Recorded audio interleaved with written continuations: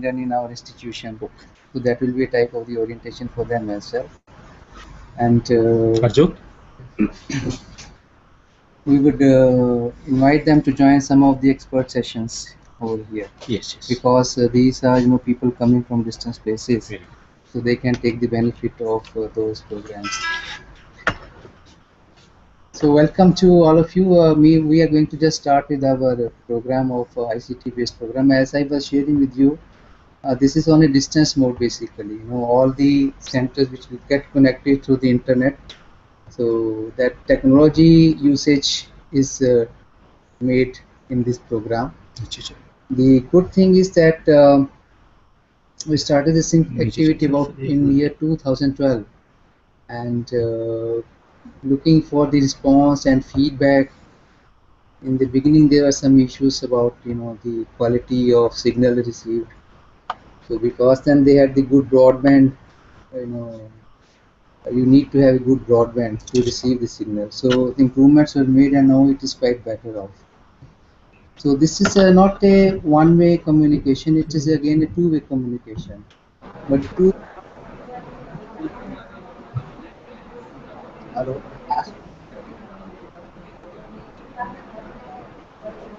at intermediate or at the end of the session, then the speaker can invite from the center the suggestion or the questions. So that kind of interaction takes place. So obviously, instead that people coming over here, they can be seated in their workplaces and attend the program. And the advantage is that you can multiply the number of people, trainees, which is a big job for this institution. So we shall start.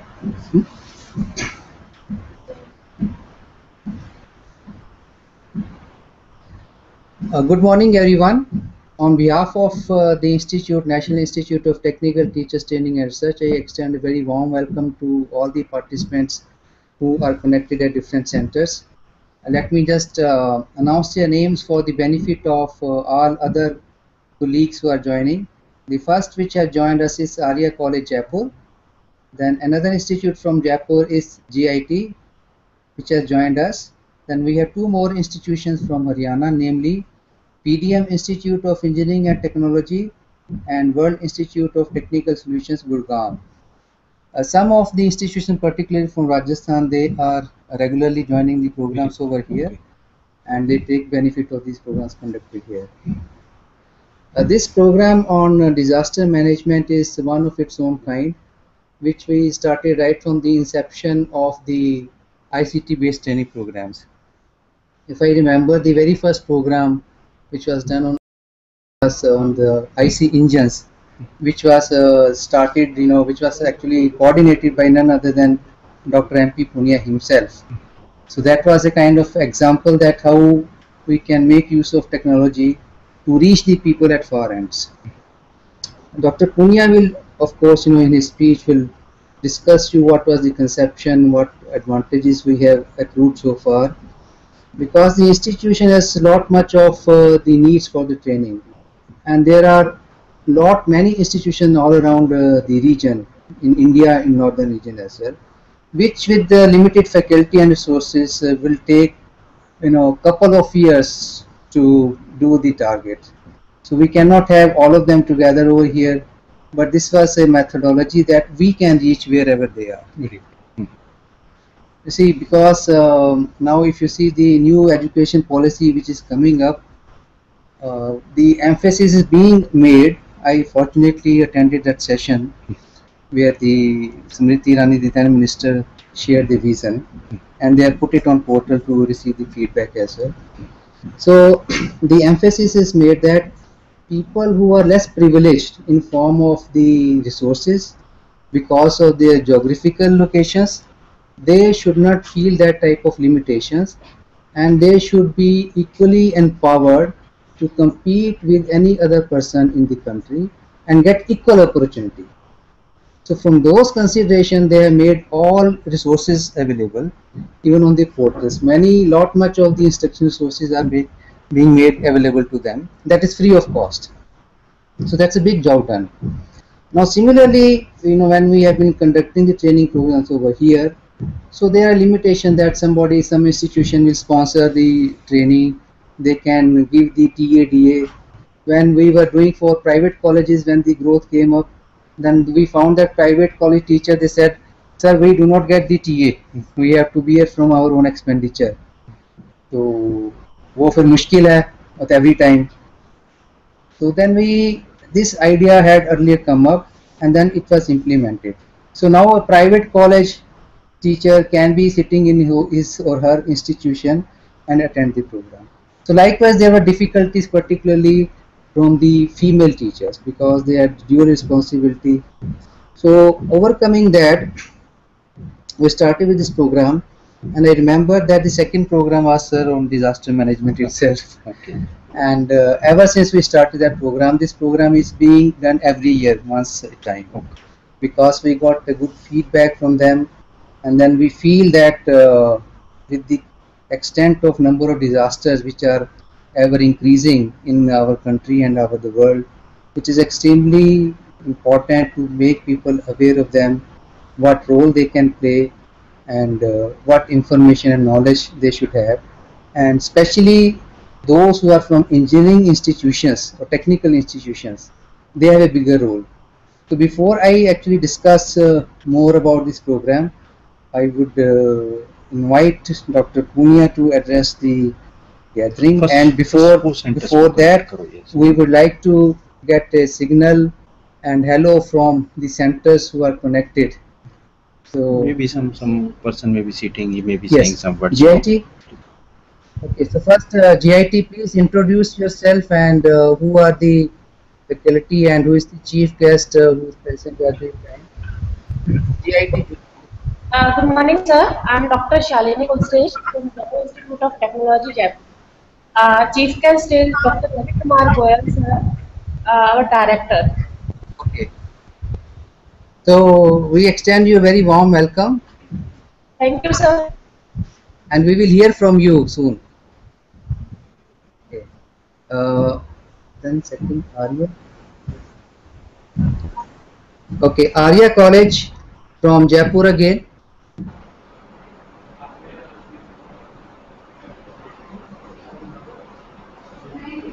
Arya College, Jaipur.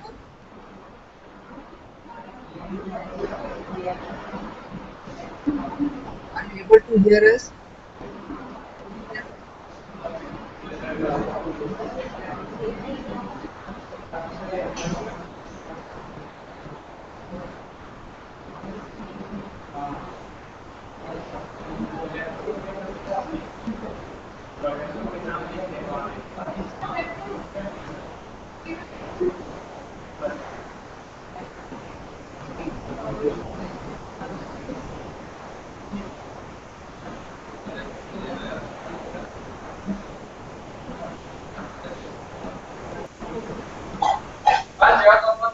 PDM Institute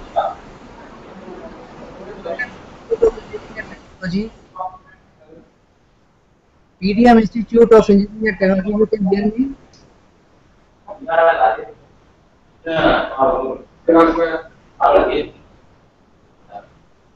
हमारी आवाज आप तक ठीक पहुंच रही है? Okay, तो please अपना थोड़ा इंट्रोडक्शन दीजिए, कौन कोऑर्डिनेटर है, कौन कौन लोग हैं?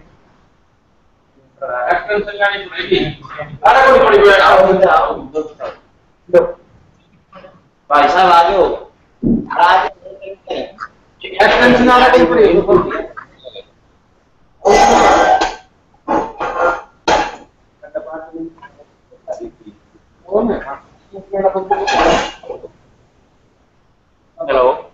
Hello, yes.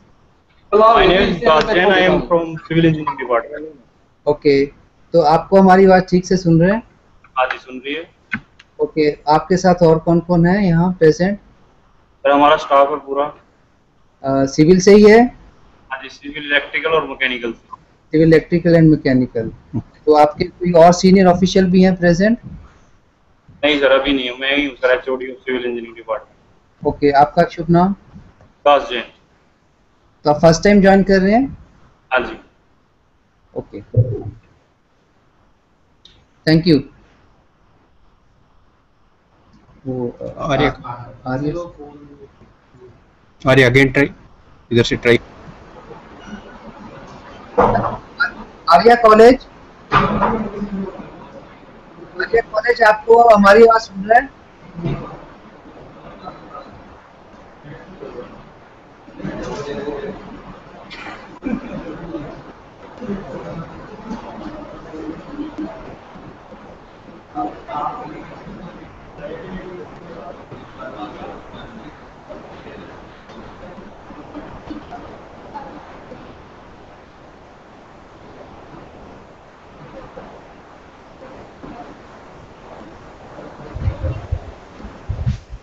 Okay, GIT Jodhpur.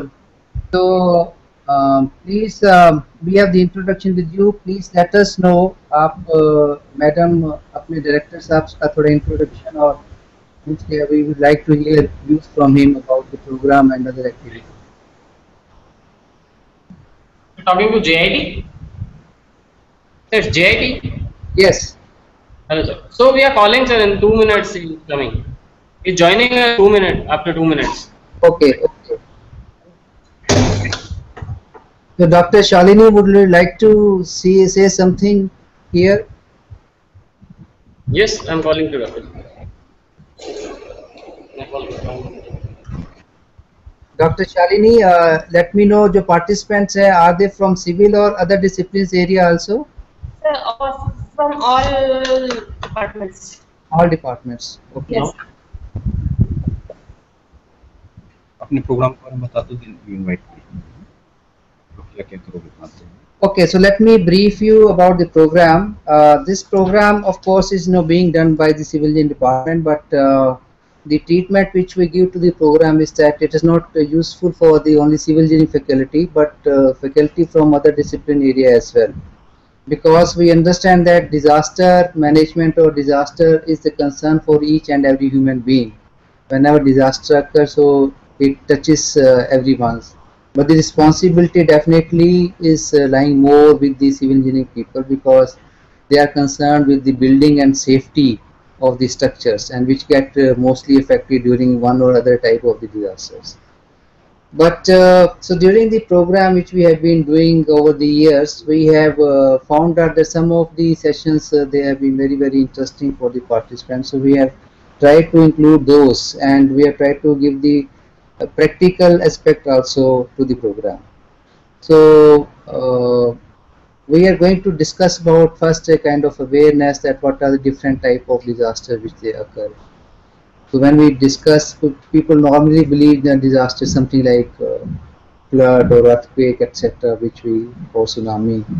But once you go through, then you really know about it's not limited to those 3 or 4 popular type of the disaster words which are known to us.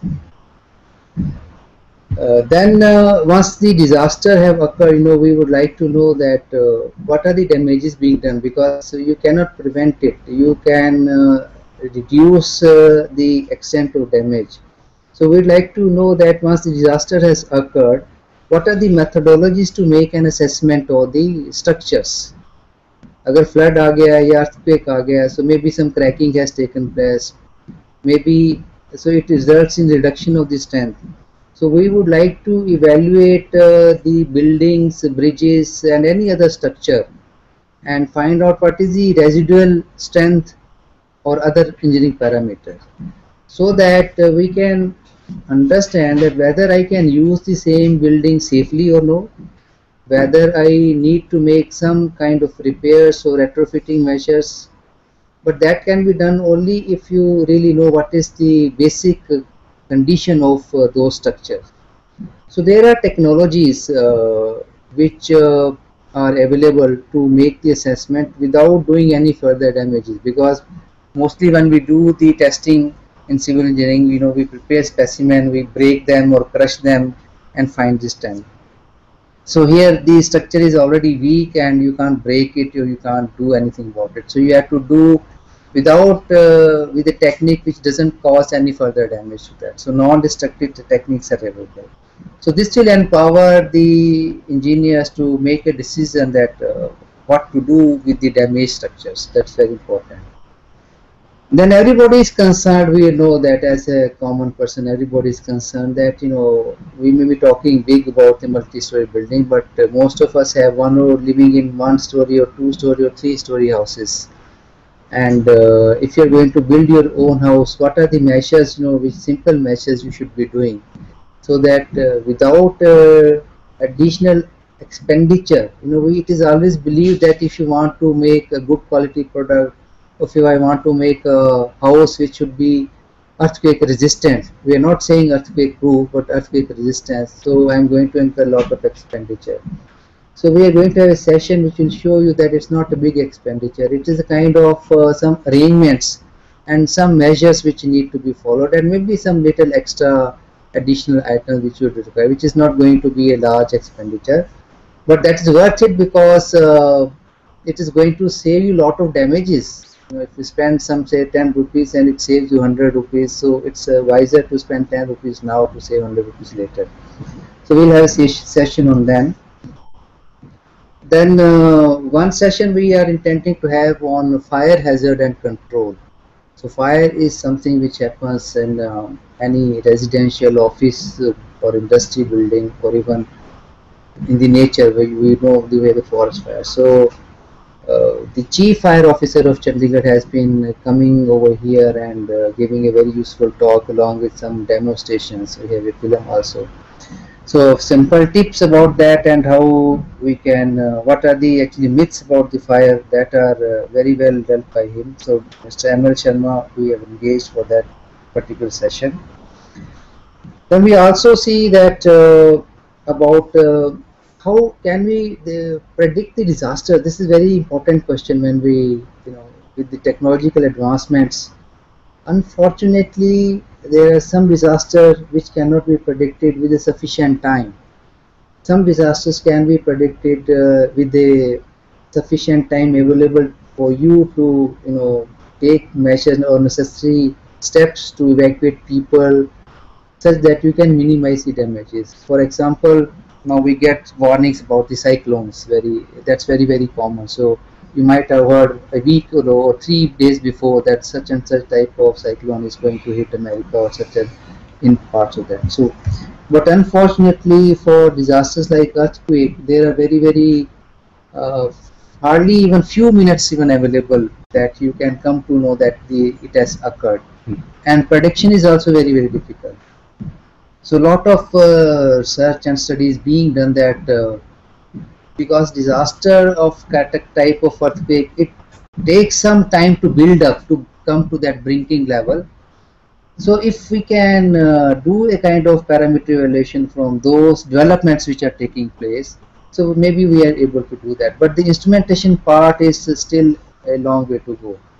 So now we have technology, satellite based data is available to us. So you can, the satellites can monitor the movements in wind, the movements in earth, all kind of whatever you can see from the sky is available to you.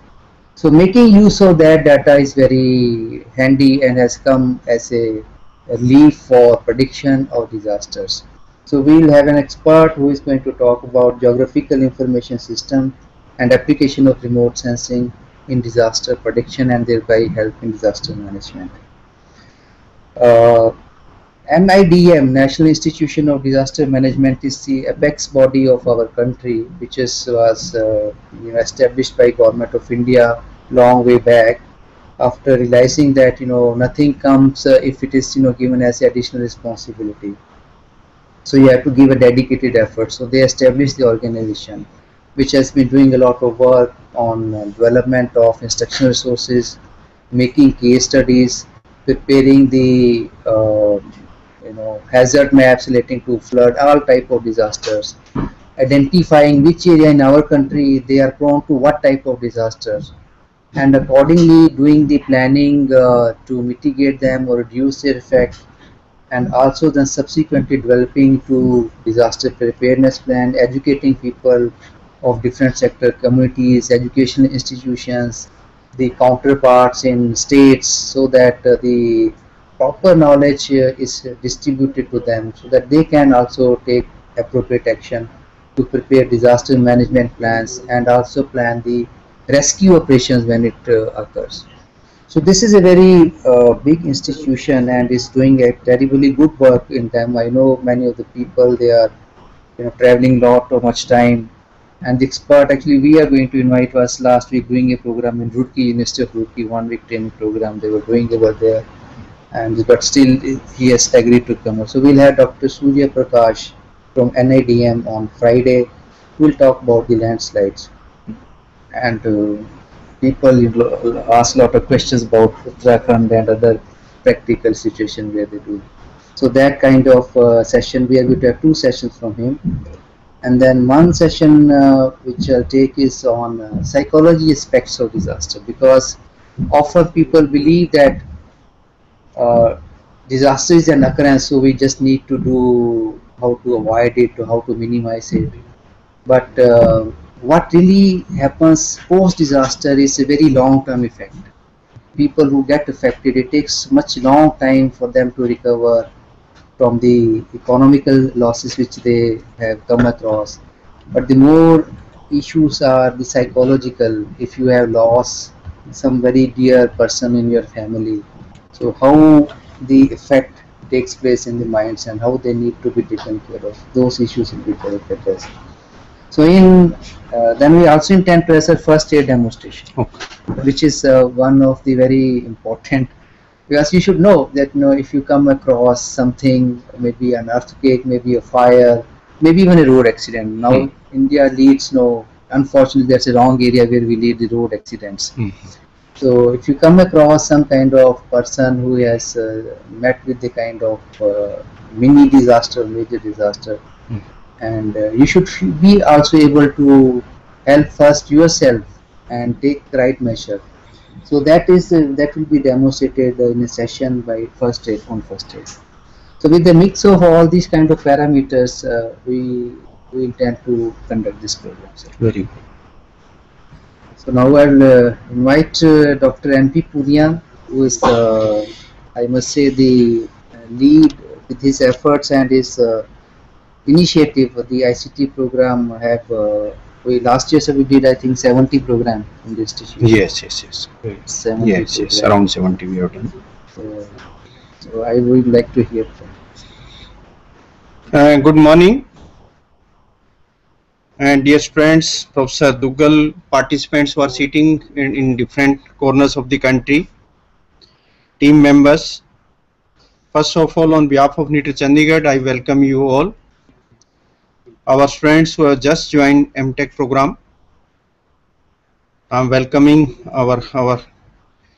these young friends here in NITTTRCHD, and I hope your 2 years stay will be very comfortable and your personality will be something different. The value addition which will be having during these 2 years, it will be remarkable, and particularly teachers like Professor Dugal, who is very prominent as far as our country is concerned, and particularly the ICT which he was discussing is just like celebrity on Google. You just put Professor A.K. Dugal on Google, hundreds of his videos are available and is very popular.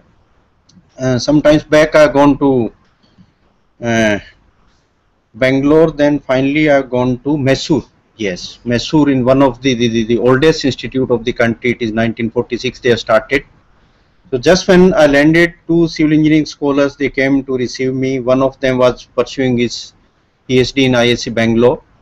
So he said, "Sir, I know you." I said, "How do you know me? I'm mechanical engineering background, you are from civil engineering, how do you know?" He said, "Sir, professors of your institute, NITTTRCHD, Professor A.K. Dugal, his videos we are using for the purpose of imparting training to L&T professionals, L&T engineers. We are giving training to them and we are using their videos." So you can imagine how important his knowledge is, basically not only for academic institutes, even for industries also in the field. Professor Dugal is popular, so please keep it same energy level and same contribution, and in the country is looking towards us, and our contribution is very, very important. As far as NITTTRCHD is concerned, we have been started long back in 1967 we have started, and not only one institute, 4 institutes in the country. And in 1967 means we were fighting with Pakistan, our fight was with China, the financial conditions, the law and order in the country was not as good as which we are having today. And that time in 1967 our policy makers were planning to have this type of institute, 4 institutes in the country who can impart training to technical teachers. You can imagine how visionary those people were. And opening up 4 institutes at the same time, and initially the mandate which was given, the mandate was to impart training to polytechnic teachers. And number of polytechnics in 1967, that number was very small, and that time bringing up these type of institutes, certainly it was a amazing step by our policy makers. So certainly in tough time this institute has been opened up, so our responsibilities are much more. Expectation from us of the society, that expectation is also very high. And due to our performance, the amazing performance by this institute, in 2003 the mandate of the institute has been changed. All the 4 institutes, one we are having at Chandigarh, another one at Bhopal, third one at Chennai, fourth one at Calcutta. So for all the 4 institutes the mandate has been changed. They said, because you people are doing very good job, now you don't restrict yourself up to polytechnics only, you bring all engineering colleges, management institutes, pharmacy, architecture, every institute which is under the umbrella of All India Council for Technical Education, you bring all the institutes under your purview and impart training to those teachers also. So it's a huge mandate. No, we are looking after 9 states of the country, starting from Jammu and Kashmir to Himachal, Punjab, Haryana, Delhi, Chandigarh, Rajasthan, Uttarakhand, UP, 9 states. Around 4 years back I was working at professor at NIT Jaipur. I came here and I discussed with my faculty members that what exactly we people are doing, because I was not knowing much about this institute, what is the mandate of this institute. They said, sir, we are imparting training to technical teachers, even industries, polytechnics, engineering colleges, their teachers, industry people are coming here, and we are doing training programs for them. Long-term training program in the form of MTech and PhD, short-term training program, just orientation program, the induction programs, refresher courses we are doing. Then my second question was, how many institutes are there in our region? In 9 states, how many institutes are there? They said, sir, around 5,000 institutes, polytechnic, engineering, all live 5 combined all together. They said around 5,000. And in a year, how many teachers are being trained by our organization? They said, sir, around 4,000. 5,000 institutes are there, and in a year we are able to train 4,000 teachers. It means one institute is getting opportunity of getting training less than one teacher. It won't serve the purpose. No, this is a huge nation. This country is very big. Even if you see the population of this country, we are 1.2 billion. 1.2 billion का मतलब 120 crore. Whole world is having population 7 billion. 700 crore population में से 120 करोड़ हम लोग हैं. And if you add our neighboring country China, they are 1.35 billion. 135 crore वो हैं. 135 और 121 को अगर जोड़ लो आप, 700 करोड़ के आसपास पहुंच गए, करीब करीब यही हुआ. So more or less the population which is on this planet, it mainly stays in India and China, and where use base of human beings are available. But they should not be only human beings. They should become human resource. Human resource means they should be able to contribute something. They should have something very special in their hands, skills they like to have, the minds they like to have, so that they can contribute for the betterment of their nation. And they'll be contributing only if the teachers will be confident. Without teachers, we can't do anything. We are dreaming, many a times we are dreaming that in 2020 we'll be the developed nation, 2025 will never be till our teachers will be confident. So we have planned that the approach which we people are having, touching 4,000 teachers in a year, it won't serve the purpose. Our target is to reach to the farthest corner of the country, particularly the Polytechnic or engineering college which is available in a village. And up to that level we want to reach, and we don't want bring teachers here. Bringing teachers here from Lucknow or from Jammu or from Jaipur, it's very difficult. Difficult in the sense it's time consuming. First of all, as Professor Dougal was saying, the institutes are not allowing them to go for training because it needs the leave from there. They'll have to take some leave from there, then only they'll be able to come. So we said if we can connect teachers from here itself, there should not be any need to go there. So this institute is having of this nature. We are having 6 studios, and whatever I am speaking from here, it is immediately coming on YouTube, and the contents which I am delivering just after this one, after this lecture, you are able to trace that what Professor Punia has spoken. So everything is digitized. So initially we were having some video conferencing equipments here, 4-5 equipments we were having. Studio on the downstairs, if you are going on bigger studio, we are having where only recording work our people were doing, and those recorded videos we were sending to Gyan Darshan channel. So recording here, sending to Gyan Darshan channel, then that Gyan Darshan channel used to relay those videos from there. So we have decided that in place of giving to them, can we relay from here itself? Can our transmission be made interactive, just like we are speaking and people are discussing with us? It is live interaction, it is two-way interaction. So initially in September 2012, we have started this type of program with the help of video conferencing equipment which we people were having. Many of the institutes won't have those type of equipments. So we used to send our people from here, team used to go to Jammu or Lucknow or to Jaipur or Allahabad. They were installing those video conferencing equipments there, and then we were connecting them. 4-5 equipments we were having. But in video conferencing, the biggest challenge is, first of all, the cost of the equipment, that's very high.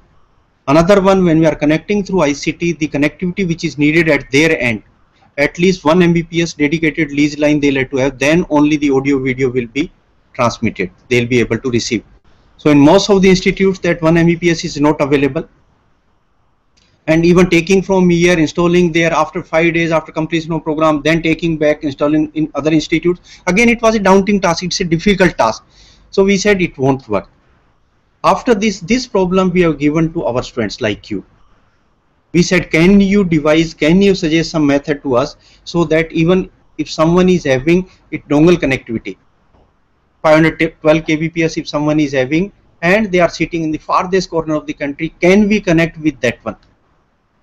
So some of the students of ours, the students who are sitting on left hand side to me, they have started working on this one. And now the transmission which we are having, it is not through video conferencing. We are using social media. It is just like Skype. The mechanism which we are having, it is through Google Hangout. And the connectivity which they are having, it is this dongle connectivity. They are having laptop, they are having LCD projector, teachers are sitting there. Whatever I am speaking, it is IP based transmission. It is going to their laptop. From laptop they are connected to LCD projector, and they are able to listen to me. They are able to see me. When they are asking question, when they are speaking, they were using laptop mic. And when their views are coming, it is coming through laptop camera. So what infrastructure they will be needing at their end? No video conferencing equipment, no high tech, nothing is needed. Even course is laptop is just an LCD projector every institute is having. So we became very popular when we started to use the social media. And you'll surprise that during last 3 years, we could connect around 60,000 teachers. In a year we were able to train 4,000. In 3 years it should have been 12,000, 15,000 maximum. We could connect around 60,000 teachers. And surprisingly, the cost of training has gone down, because now teachers are not coming here. No TADA will have to pay. No load on our hostels, on in infrastructure, food, no load is there. They are sitting in their institutes. So TADA we are not paying. तो cost कम होगी ना, training की cost कम होगी. Our training program, as Professor Dougal has started somewhere at 10:30, will be closing at 5. So before 10:30 they are able to work in their institutes. After 5 they are looking after their families. So their productivity has gone up, teachers' productivity has gone up, cost of training has gone down. This is innovation. This is innovation. No research we have done, but whatever research people have done, ICT everyone is knowing, IP-based connectivity everyone is knowing, the Skype, Google Hangout everyone is knowing. But if you can apply that one, if you can use that one and for the betterment of the society, that itself is contribution. So first message which I would like to give to all of you, to MTech friends, very senior, we are responsible friends now. The work which you will be doing, it is not necessary that every time you will be doing research. No, and I think it is not required at all. If something has been done in past, if you can apply amicably, judiciously, that itself is a contribution. So this first achievement which we people have done. Some of the issues which I'll be discussing with you may not be related with the topic of calamity which we are having, natural or man-made, but at least the state of technical education, and when you are staying here for 2 years, or the teachers who are connected with us, what responsibilities we people will have to do, particularly for the betterment of this technical education which we are having. At present, the shape of this technical education is very shabby, very pathetic, and even our friends who are getting education from us for 4 years in BTech degree or MTech 2 years, they are not getting accepted by society, by the industries. Many a times industry people we are inviting here also, that why you are not accepting our products, what are the shortcomings, how the grooming of the students has to be done so that they should become acceptable not only in India, everywhere, in every corner of the world. I said our population is 120 crores. Out of 700 crores we are 120. If 700 divided by 120, if I am doing, how much I'll be getting? Around 6. It means every sixth person on this globe is an Indian. हर छठा व्यक्ति जो है इस धरती पे भारतीय है, तो कहीं पे भी जाके काम करे, wherever he'll be available, he should be able to contribute. Whatever contribution he'll be doing on this earth, that will be reaching to our country. So वो बच्चा जिसको हम तैयार कर रहे हैं, he is basically not groomed for this country, he is being groomed for whole of the world. वो किसी भी कोने में दुनिया में जाके काम कर सके, ऐसे बच्चे हमें तैयार करने हैं. Our technical education is very costly. First of all, very costly. In the world, it is costliest. Costliest, I am saying 90% education is in private hands. And our per capita income in the country, if you see the per capita income, it is around 50,000 rupees. एक परिवार जो है साल में 50,000 रुपए कमाता है. And the expenditures which you are making on higher education, अगर आप इंजीनियरिंग कॉलेज में एडमिशन लेते हो, एक परिवार में से एक बच्चा अगर एडमिशन लेता है, roughly how much he'll have to spend? Around 2 lakhs. Yes, 2 lakhs he'll have to spend. Food, books, the fee, everything which is paying, it is 2 lakhs. Earning is on an average, earning is 50,000. The expenditures are 2 lakhs. This balance sheet won't work, no. किसी भी परिवार की 50,000 रुपए earning हो, 2 लाख रुपए वो खर्च करे, it won't work. And from the same family, suppose two children are entering into higher education, then forget. And if out of 2, if one is entering into medical education, तो पूरी जिंदगी ही परिवार की तो एक तरह से कर्जे में हो जाएगी ना, चाहे वो बैंक से लोन ले रहा है, चाहे वो खेत बेच रहा है, चाहे वो जो मकान गिरवी रख रहा है. And after taking 4 years education, when question of serving to parents are coming, serving to village is coming, or serving to nation is coming, society is saying is not acceptable. आपने तो सारा धन परिवार का उस पे खर्च कर दिया, और उसके बाद इंडस्ट्री कह रही है, सोसाइटी कह रही है, रिसर्चर्स R&D ऑर्गेनाइजेशंस कह रही हैं कि हमारे काम के ही नहीं है. Then where they'll go? Where they'll go? In our country, our gross enrollment ratio, it is 22%. Meaning of gross enrollment ratio is, suppose 100 students have passed 12th class examination. Out of 100, only 22 are entering into higher education, college education, जिसमें आप लोग पढ़ रहे हो. So out of 100 who have done this 12th class examination, only 22 are getting opportunity to enter into higher education. We don't know where 78 has gone.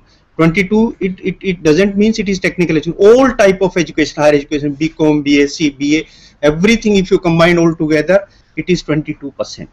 In US, this ratio is 87%.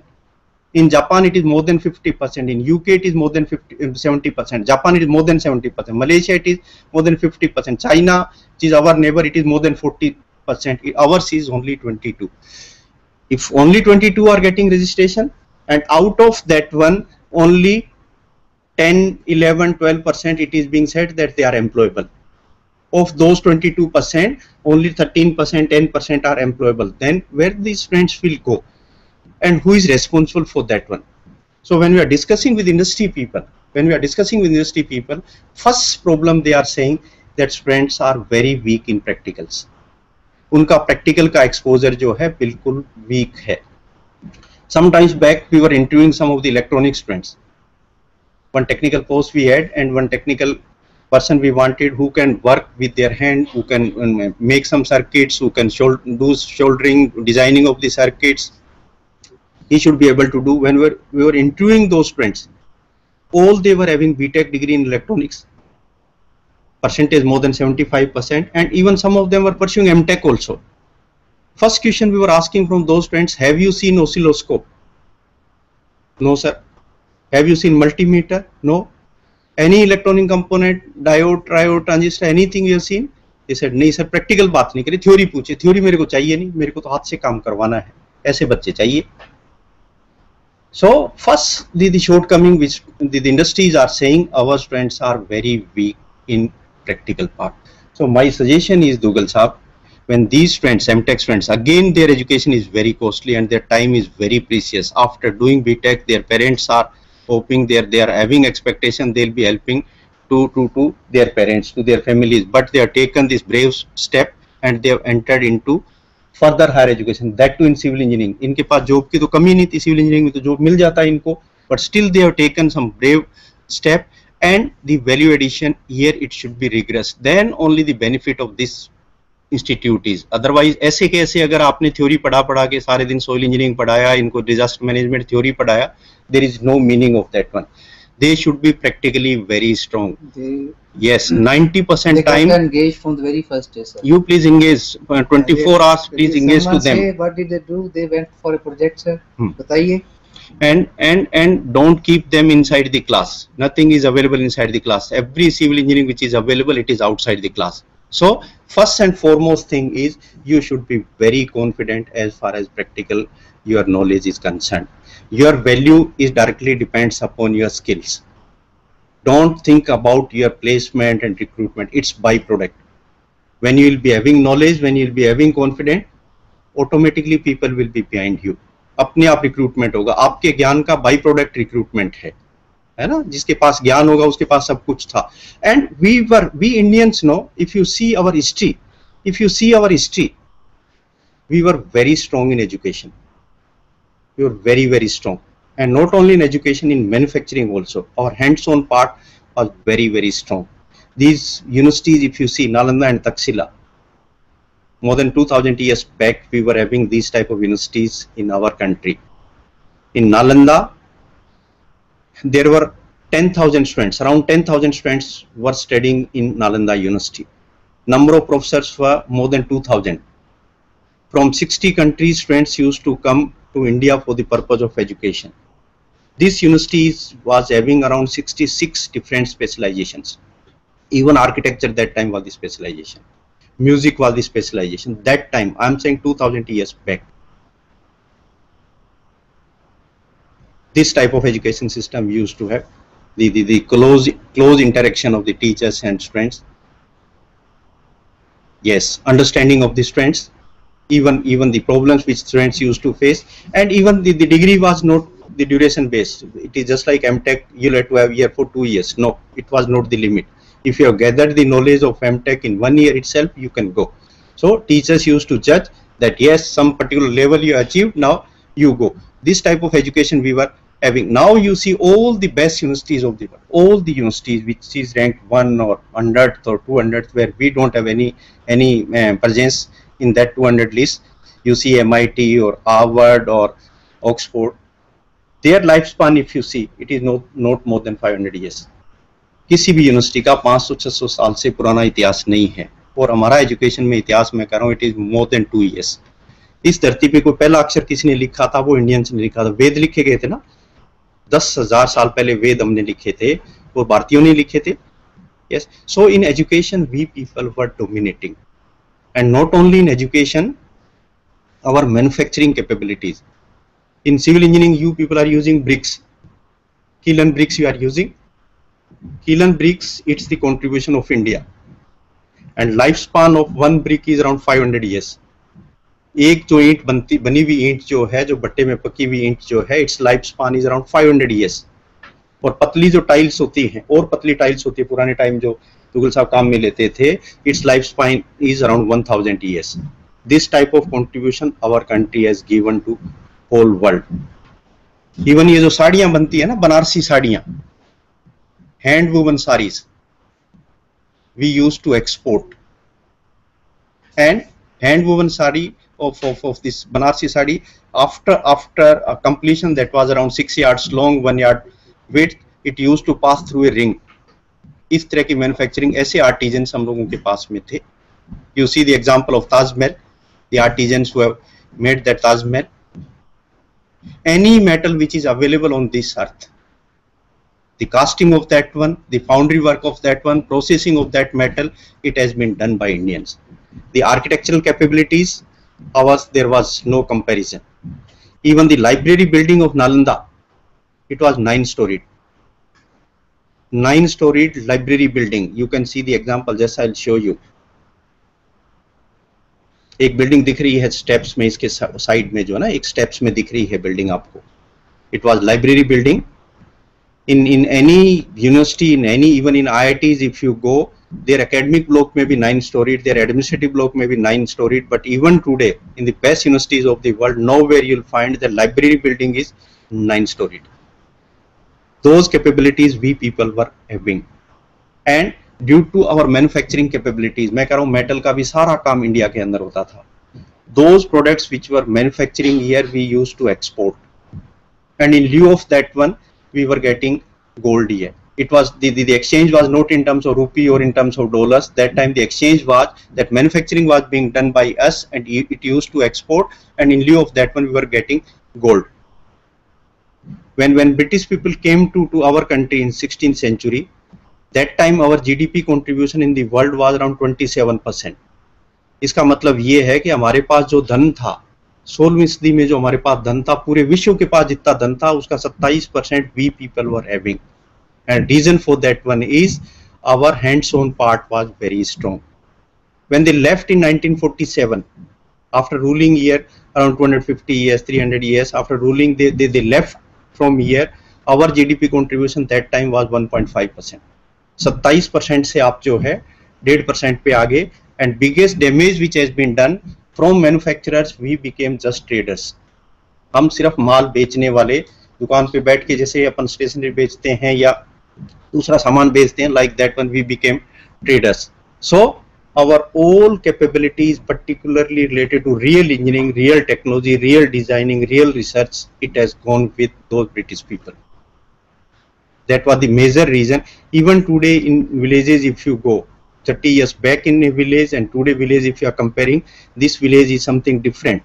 Earlier villages we used to have all type of artisans. हमारे गांव की पूरी जो व्यवस्था थी वो सारे artisans करते थे. वहाँ पे कारपेंटर भी था, वहाँ पे जुलाहा भी था, वहाँ पे बार्बर फैमिली भी थी, वहाँ पे पंडित जी भी थे, वहाँ पे वैद्य भी थे.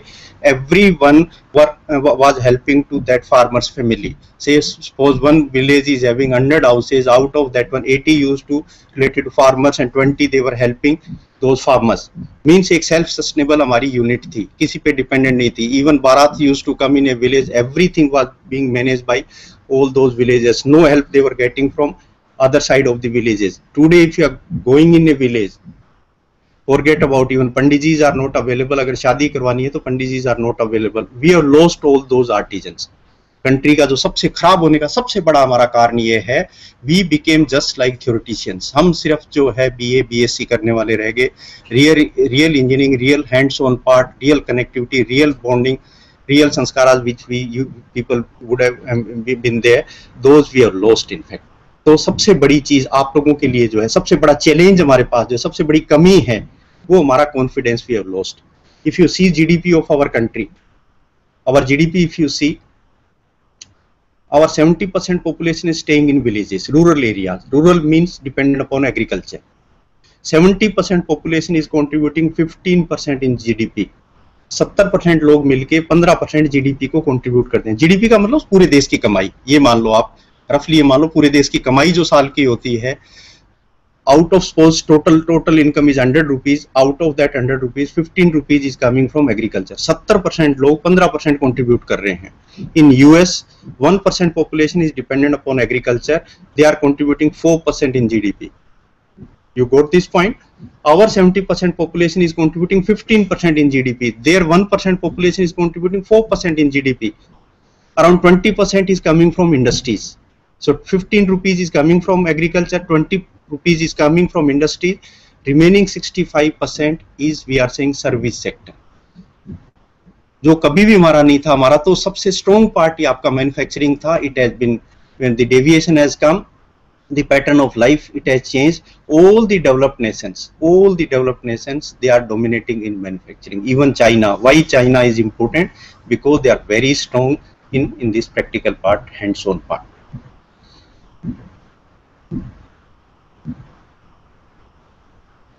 Even 1000 years back, ये देखा हुआ है आप लोगों ने? दिल्ली में लौह स्तंभ देखा है? Yes. Around 1000 years back, this manufacturing has been done by Indians. Even today we are unable to find out what metal it is having, what composition it is having, how they have manufactured, how they have done the casting of this one. The melting temperature of iron is around 1538 degrees Celsius. So more than that time they used to obtain that temperature. 1550 degree Celsius temperature उन्होंने कैसे obtain किया होगा, कैसे furnaces बनाई होगी, कैसे casting की होगी उसकी. And even there is today itself there is no indication of any type of rust, any type of damage on this one. However the quality of air, even the acid rain which we are having, the Delhi pollution, if you see the capital city of India, Delhi, if you see the quality of air, it's bad, it's worst in the world. And even that quality of air, the worst quality of air, is unable to attack on this one. Sometimes back, Obama, president of US, he came to Delhi. पिछली बार आए थे ना, Obama जी आए थे India में. He stayed here for 3 days. Even he was not ready to come to India. And his first condition was, I'll be going to India, but I won't breathe there. मैं सांस नहीं लूंगा वहां पे, because quality of air is very poor. Anyhow, we could convince him. He came here. He stayed in Delhi for 3 days. When he left our country, their scientists, they have predicted that Obama ji stayed in Delhi for 3 days. Due to that one, his lifespan has been reduced by 6 minutes. उनका जीवन अगर मान लो 90 साल का था, तो 6 minute उसमें से कम हो गया है, because he stayed in Delhi. कोई अपने घर पे मेहमान आता है, अगर मेहमान नवाजी खराब हो, खाना खराब हो, you can blame. But if someone is saying आपके घर की हवा ही खराब है, इससे बुरी बात तो नहीं हो सकती ना कुछ भी. So even that bad air is unable to attack on this one. जो ओबामा जी पे अटैक कर गई, वो इस पे अटैक नहीं कर पा रही है. You see the capabilities which we people were having. तो कहाँ गलती कहाँ होगी हमारे से? इतने खराब से कैसे हो गए, अविश्वास कैसे हो गया? कभी अन्ना हजारे जी हमारे पे ब्लेम लगाते हैं कि सारे के सारे चोर हैं, सारे बेईमान हैं, कुछ भी नहीं करते हैं. एंड बेईमानी, corruption doesn't means it is in terms of money. बेईमानी, corruption is, if my class is at 8 o'clock, if I'm reaching in class at 8:15, it means I'm corrupt. I'm not doing justice with my job. If your parents are paying for you for the purpose of your education, if you are not doing justice with that money, it means you are corrupt. हम सब लोग जो है, एक तरह से हमारा attitude जो चलता है, कोई फर्क नहीं पड़ता. ये जो एटीट्यूड हुआ हमारा, उसकी वजह से everything has been spoiled. Even in our society, the best teachers which we were having, those were our grandparents. हमारी joint family का जो concept था, that's why we were the prominent in whole world. In joint family, the best teacher which we were having, those were our grandparents. सबसे ज़्यादा education हमारे को अच्छे से संस्कार मिलते थे. Now today, if you are defining joint family, particularly cities like Chandigarh or Delhi, if you are defining joint family, if husband wife all together is staying happily, it means it's a joint family. दोनों आराम से, पति पत्नी अगर आराम से रह रहे हैं, इसका मतलब वो joint family है. Up to that level we have broken that family concept. So bonding खत्म हुई ना, आपकी relationship खत्म हुई, जिसकी वजह से हम strong थे. Next part was our schools. More or less our government schools has been vanished. The role of government schools more or less have been vanished. If I'm searching here that how many students have out of these 25, how many have studied in government school, I think that percentage will be negligible. Best teachers we were having in our government schools, best teachers, because they are coming through some competition, the teachers are having some particular qualification and their contribution was very strong. Today their major work is either it is in midday meal scheme or they are busy in this census or election duty and all. So हमारा school का concept भी हमने खत्म कर दिया, parents दादा दादी का खत्म कर दिया, schools we have, and those schools have been converted just like coaching, just coaching, theory, everything, examination. So the whole education system which we are having, that was based on experience, that was based on practical part, that based was on based on analytical capability, that we people have lost. This pillar which I am showing you, 2400 years back near Hubli, again it is metallic, again it is iron pillar. And ये गांव के आदिवासियों ने बनाया था. एक बार शंकराचार्य वहां पे गए थे, आदि गुरु Shankaracharya, he has visited this village and villagers ने ये कास्ट करके उस टाइम बनाया था 2400 years back. So देखो अपनी कैपेबिलिटीज कितनी ज्यादा थी. और भारत को सोने की चिड़िया क्यों कहते थे? Because we were exporting and in lieu of that one we were getting gold here. That's why it was सोने की चिड़िया. इतना बड़ा एक्सपोर्ट हम लोगों का था. This smelter of zinc which I am showing you, zinc smelting, I said no, all the metals, the contribution which is there, it is by Indians only. This zinc smelting, melting of zinc is very difficult, very difficult. And reason for that one is the melting point of zinc is 997 degrees Celsius. It melts at 997 degrees Celsius. But vaporization of this one takes at 1000 degrees Celsius. You got my point? Melting is at 997 and immediately it is after 3 degrees it is getting converted into vapors. Water, the melting of ice when we are having at atmospheric pressure, melting of ice is at 0 degrees Celsius, and at atmospheric condition the boiling is at 100 degrees Celsius. So 100 degree span is there, 100 degrees Celsius gap is there. But in the case of zinc smelting, 997 is the changing of phase from solid to liquid, and from liquid to vapor only 3 degrees Celsius difference it is there. So what problem will be coming when we are heating it for the purpose of melting? What problem will be coming? Just after conversion into liquid, immediately it will vaporize. Vaporization means it will mix with air and no residue of this zinc will be available for the purpose of making any product. So what Indians used to do that time, they were doing heating from the top of this furnace. ऊपर से गर्म करते थे इसको.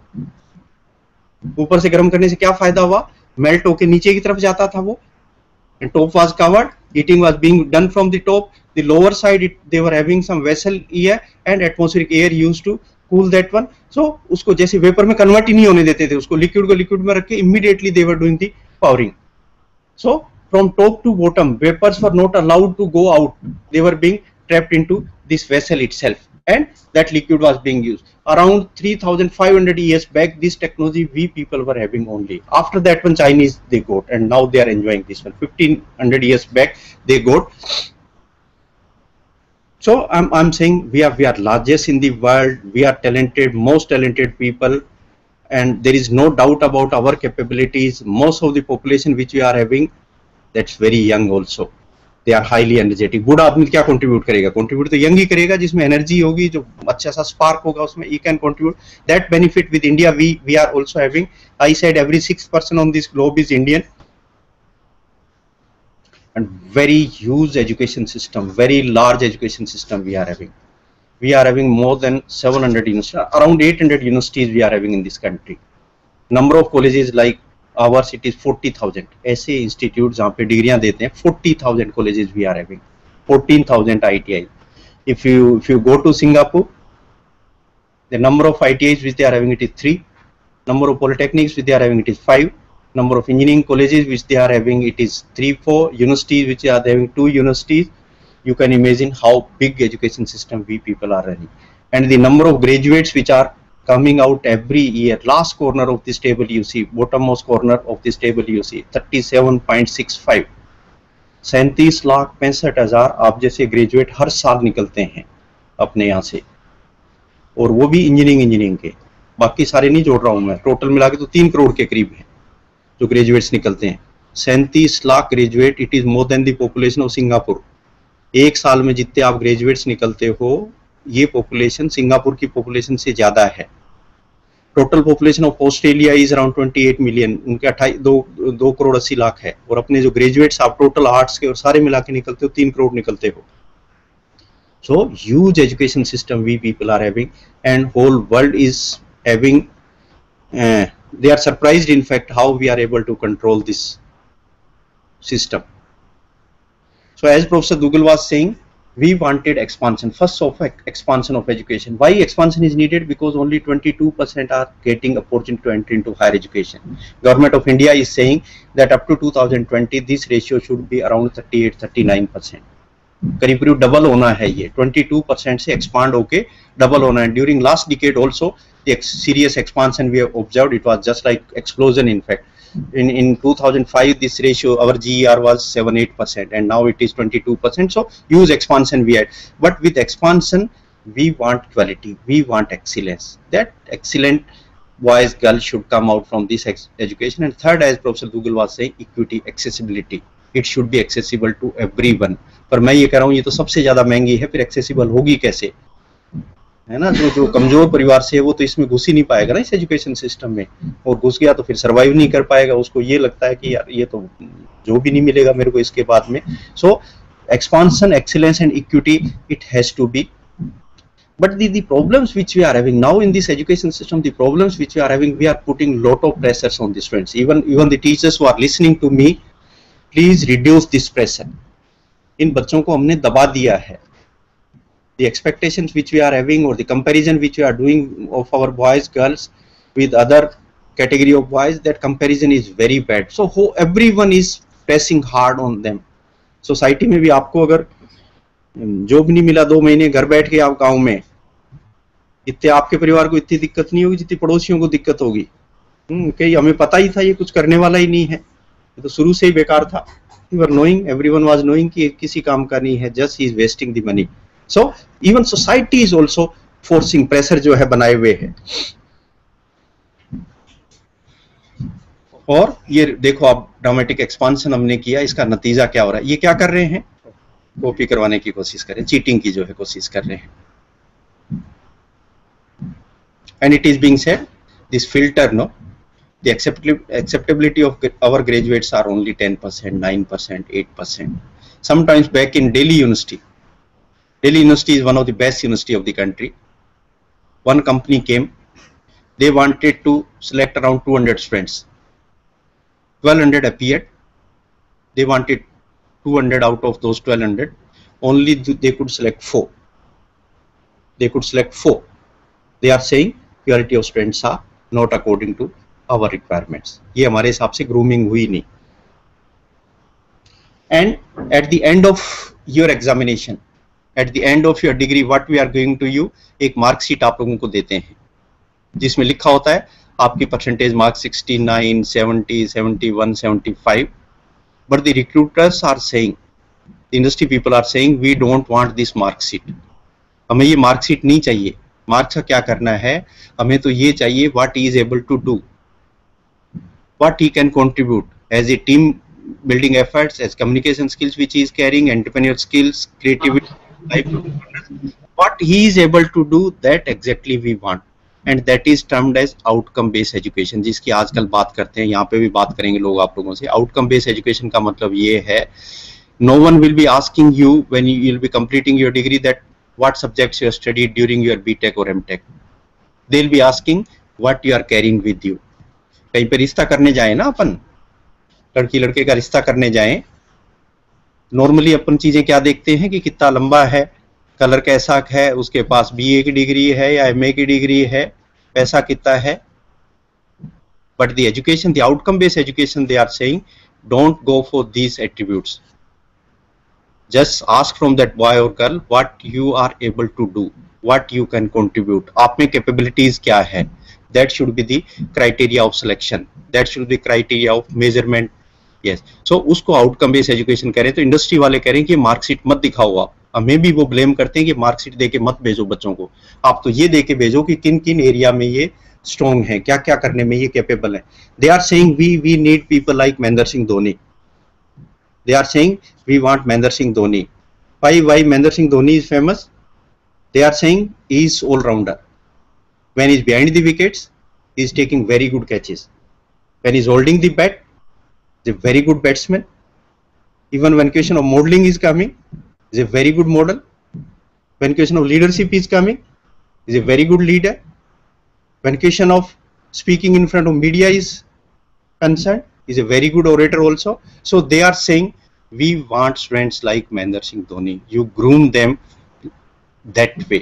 ऐसे बच्चे चाहिए हमें. सिर्फ सिविल इंजीनियरिंग जानते हो या सिर्फ इंग्लिश जानते हो या सिर्फ ठीक से बात करना, वो ही नहीं, हमें तो सारे ट्रेड्स उनके अंदर हो. ये जितने मैंने लिखे हुए हैं ना, इतने गुण उसके अंदर होने चाहिए. इस तरह के बच्चे वो चाहते हैं. And they are saying the fundamental knowledge of the student should be very strong.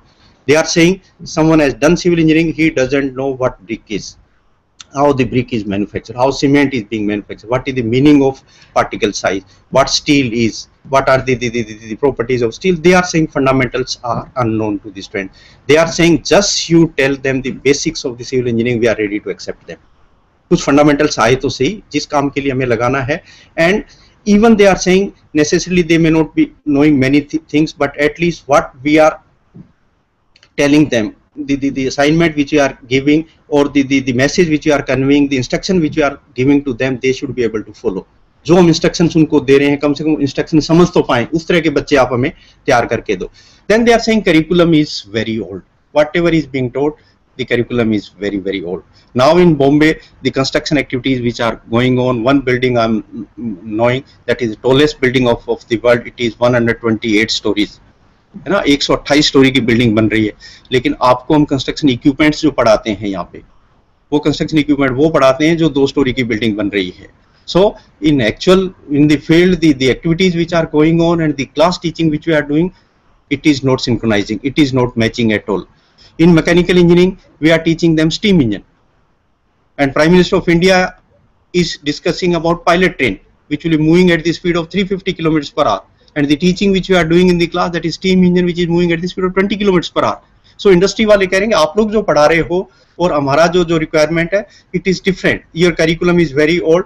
Then students are unable to work in a team. They are very, very poor in team. Alone they may be very good. When question of working in a team is gone, all engineers will have to work in a team. Alone you can't do miracle. No one can do miracles in this whole universe. अकेले तो भगवान रामचंद्र जी भी नहीं लाए थे सीता जी को. He was most powerful. जा सकते थे ना, अकेले ला सकते थे, बट जाने से पहले सबसे पहले उन्होंने टीम बनाई, वानर सेना बनाई, उसमें वानर भी थे, उसमें गिलहरी तक जो है टीम के मेंबर्स थे. So they are saying we want students who can work in a team. एक साथ जो है मिलके काम कर सकते हो, वैसे स्टूडेंट्स आप तैयार करके दो. And they are saying we want these type of innovative students. इसमें इनोवेशन क्या है जो आपको सामने दिख रहा है? इसमें ये कैटल दिख रही है, क्या इनोवेशन है इसमें? एक टाइम में 5 कपों में चाय जो है जा रही है. They want innovative students. जैसे शुरू में मैं कह रहा था, जो इनोवेशन हम लोग जैसे इनोवेशन कर रहे हैं, उसी तरह के इनोवेटिव स्टूडेंट्स वो करें कि हमें चाहिए. And our education, they are blaming on our education system that it is having always examination. Nursery से एग्जाम शुरू किए, गेट का एग्जाम, ये कभी खत्म ही नहीं हो रहा है, इसका एंड ही नहीं हो रहा है एग्जाम का. क्या एग्जाम कर रहे हैं, किस चीज का एग्जाम कर रहे हैं? अगर किसी को आप खाना नहीं खिलाओ, and every day you are putting him on this weighing balance कि आप वजन तोलो, इसका कितना बढ़ गया. वजन तो तब बढ़ेगा जब उसको कुछ खिलाओगे, कुछ रिसीव करेगा. और उसको तोलना क्या है, डेली क्या तोल के व्हाट वी आर अचीविंग.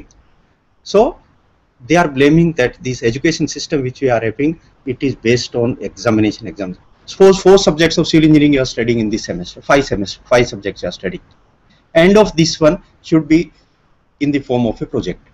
आपने सिविल इंजीनियरिंग में आपने बेसिक सोइल इंजीनियरिंग पढ़ा, आपने जो है स्ट्रक्चरल इंजीनियरिंग पढ़ा, आपने जियोटेक जो का कुछ पढ़ा, आपने एनवायरनमेंट का कुछ पढ़ा. ये चीजें कंबाइन करके एक प्रोजेक्ट बना देते आप लास्ट में, जो है at the end of semester. The knowledge which you have gathered during from all 5 subjects, if it is present in the form of a project, that itself is examination. आपको क्या कमरे में बैठा के क्या टेस्टिंग कर रहे हैं? Every time we are giving question papers, उसका कुछ लिख रहे हैं, टीचर चेक कर रहे हैं। चेकिंग तो वही हो जाती है जहां आप दिखा रहे हो कि yes this I have made, this I have produced, that itself is examination. So हमारे इसको वो ब्लेम कर रहे हैं and they are saying students are not having self confidence, उनके अंदर कॉन्फिडेंस की भी कमी है। और वो क्रिएटिविटी की बात कर रहे हैं कि ये क्रिएटिव नहीं है बच्चे जो है। देखो कितनी क्रिएटिविटी है इसके अंदर, दिख रही है? दिख रही है क्रिएटिविटी? यस, ऐसे बच्चों की बात कर रहे हो कि ऐसे बच्चे तैयार करके दो आप हमें। और ये सब चलता है, ये वाला एटीट्यूड जो है वो छोड़ने की कहते हैं। And they are saying the vision of the students are not clear. In life there are two parts, one is your need, another one is purpose. Need is your materialistic requirements. Purpose is, yes, I am here for something to deliver in the society. The God has given me opportunity and I'll be contributing something. That is termed as purpose. Here, this lion is behind the deer. The need of the lion is to kill his appetite. उसकी भूख जो लगी हुई है वो हरिन को मारे, खा ले. That's need. And purpose of this deer is to survive and to have balance in the nature. But God has given strength to this deer. He runs very fast even as compared to lion, and 90% time when lion attacks on deer, deer wins. So purpose of life is much more important as compared to the materialistic needs. और पैसे के पीछे कभी मत भागना आप, कभी भी। Most of the times we are observing and students are taking admission even in first year BTech. When they are taking admission, they are coming with their parents. When they are discussing with the teachers, first question they are asking, sir, I am doing BTech in civil engineering, what package I'll be getting after 4 years? Don't go behind the packages. Packages are important. I'm not saying packages are not important, but it is not that important that first question you are asking from your teacher and you are asking about that money. Don't become so materialistic. Life में अपनी needs को, expectation को कम से कम रखो. If you want happiness, your expectation should be minimum.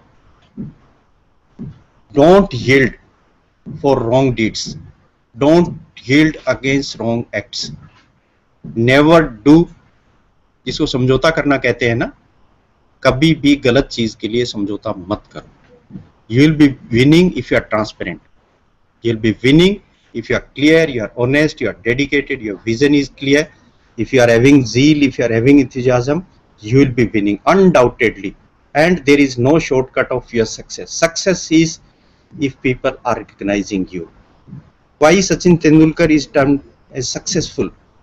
When he left cricket, that time not only those 11 players were missing him, not only Indians were missing him, everyone who are connected with the sports by any means, they were missing. That type of personality we want in you, कि दुनिया आपके act को देख के आपके absence में आपको miss करे. Every corner of your house, every corner of your office, every corner of your institute should miss you when you are not available there.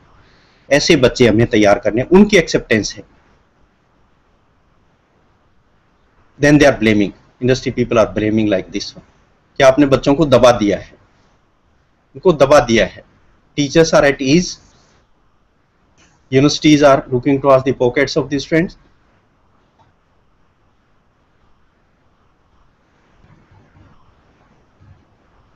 And load की बात कर ही रहा था. करिकुलम जो है, हैवी करिकुलम, हर टाइम उनके ऊपर pressure. Industry people are saying these type of boys girls we need. जैसे बिल्ली जा रही है ना, and hundreds of dogs are eyeing on that one, but the confidence level of this cat you see, इसके कोई फर्क नहीं पड़ रहा है ना, इसको कोई चिंता नहीं हो रही है कि इसके ऊपर अटैक करने वाले हैं.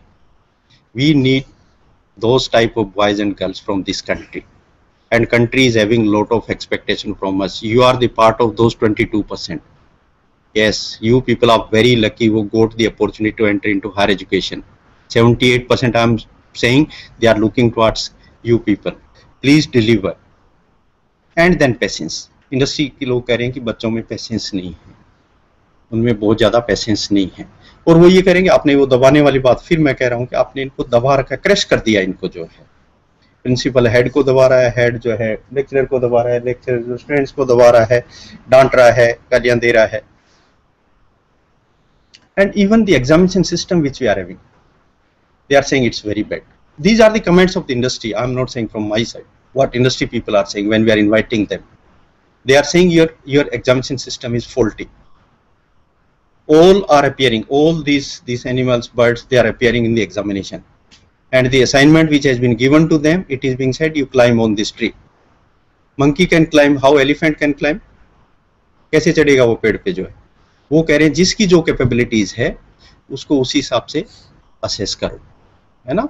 ऐसी जो एग्जाम सिस्टम बनाओ जिस डायरेक्शन में वो बहुत अच्छा कर रहा है, जैसे उस एग्जाम की वजह से वो और इम्प्रूव करे. Examination is should be basically for the improvement, कि यहाँ पे कमियां है, इसमें इम्प्रूव कराओ. और दबा के कि आपने ऐसा बना दिया, उनको ऐसा कमजोर बना दिया है.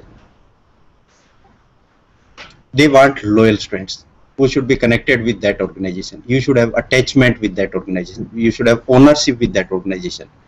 अगर मैं इस इंस्टीट्यूट में हूँ, I feel ownership इस इंस्टीट्यूट. Yes, मेरी जिम्मेदारी मेरे को समझनी है. Even 10 रुपए भी कहीं पे खराब होते हैं, it is my responsibility. Blame should go on me. That why this wastage of this money, है ना. Those type of students they want who can feel ownership with that organization. Attached feel करें अपने आप को. And they are saying you are unable to create interest of the students in the class. बच्चों को आप class में लाने का इंटरेस्ट क्रिएट नहीं कर पा रहे हैं. देखो इसमें स्कूल जाते टाइम किस तरह से वो धीरे धीरे जा रहा है, और जैसे ही छुट्टी हुई कैसे भग रहा है. Creating interest means quality education. When I am defining, suppose I am taking class of 60 students. First of all, I should be able to create interest of all those 60 students in my subject which I am teaching. And then the interest which I have created, according to that one I'll have to impart training. And training मैं impart तब करूँगा when I'll be having confidence, जब मेरे पास knowledge होगा. So first of all I'll have to create interest in that particular subject, then I'll have to impart training, and after imparting training when you are going out you should be able to deliver something. That's quality education. सीधी सी बात हुई ना. जिस subject को मैं पढ़ा रहा हूँ उसमें इंटरेस्ट क्रिएट करना, उस इंटरेस्ट क्रिएट करने के बाद उसी हिसाब से ट्रेनिंग इम्पार्ट करना, and after imparting training you should be able to deliver for the betterment of this whole community that we want. And you should be able to dream. वो कह रहे हैं इन बच्चों के दिमाग में जो है सपने, वो कम से कम सपने ले सीखने के, वो अपन नहीं कर पा रहे हैं. And this education which I am saying outcome education, outcome based education, that is it is not important how much I am teaching, important is how much my students are learning and the attachment which I like to have with the students. Google साहब, अगर आपका पढ़ाया हुआ कोई बच्चा fail होता है, it means you have been failed first. जिस बच्चे को पढ़ा रहे हो, it means you have been failed first. And parents ने तो बड़ी जिम्मेवारी दे के, अपने को पैसा दे के उनको भेज दिया, आपने भी जिम्मेदारी दे दी है. अब अगर अपन नहीं कर पा रहे हैं, then it is responsibility lies with us, we are responsible. Then input output based education. और हमारा एग्जामिनेशन भी, जो आपका एग्जाम भी लेते हैं ना, ये 6 स्टेजेस हैं आपके असेसमेंट की या लर्निंग की. स्टेजेस का मतलब सबसे पहले नॉलेज का मतलब रिमेम्बरिंग. मैं आपसे ये पूछता हूँ कि कार के कितने व्हील्स होते हैं, कितने टायर्स कार के होते हैं, ये तो याद रखने वाली बात है ना. वो कह रहे हैं ये ऐसे एग्जाम मत लो आप जिसमें पूछा जाए कि भारत कब आजाद हुआ था या कितने सैनिक वहां पे मरे थे. ये इंपॉर्टेंट नहीं, इंपॉर्टेंट ये है कि ये घटनाएं क्यों हुई थी, क्या उन घटनाओं को रोका जा सकता था, Who is responsible, why is responsible. वो ये कह रहे हैं कि ऊपर वाला पार्ट जो एनालिसिस वाला पार्ट है, सिंथेसिस वाला पार्ट है, उस लेवल के आप क्वेश्चन जो है उनका एग्जामिनेशन इस तरह से करो. So I hope this it is 12 in between. When I'll be having time, I'll be continuing some time. I hope this 5 days program will be a wonderful addition in the confidence building of the students, of the teachers, and at least when you'll be closing, I'll be coming. Just I would like to listen what they learned during these 5 days. So thank you very much for giving me opportunity, and hope it will be a wonderful addition in the confidence building of the teachers who are connected with us. Thank you very much.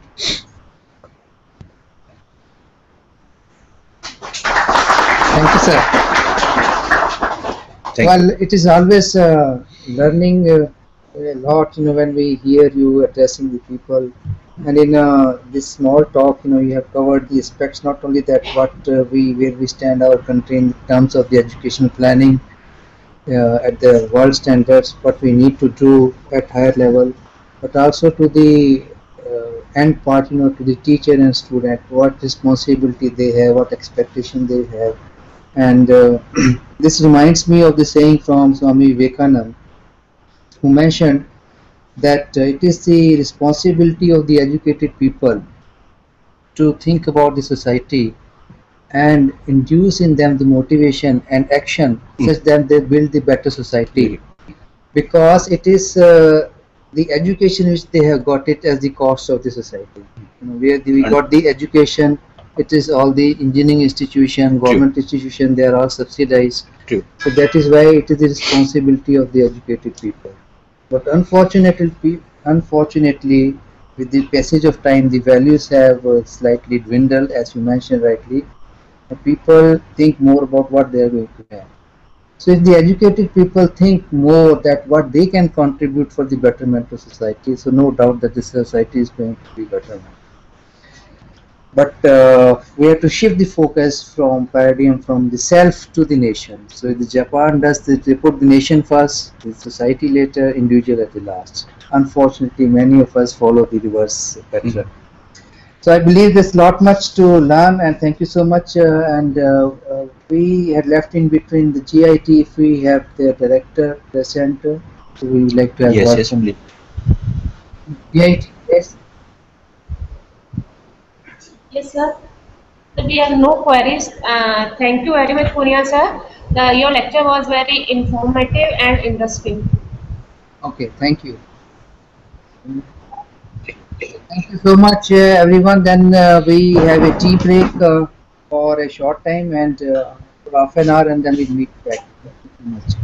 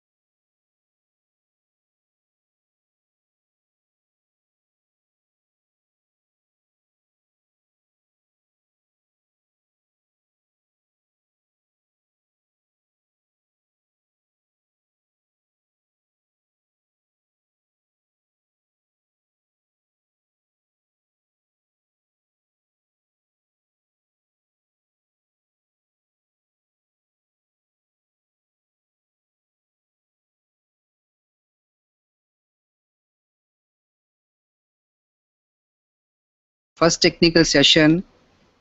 I believe in the first inaugural session we had a good deal of information. It is always important to know that what we are doing is heading where, and are we moving into the right kind of direction, because many a times we just keep doing what is expected of us to be doing, just like you go to a temple, ring the bells, and then bow down, eat the prasad, come back, and then you think your job is done without even realizing that what is the objective of going over there. So anyhow, before I take up this session, once again I extend a welcome to all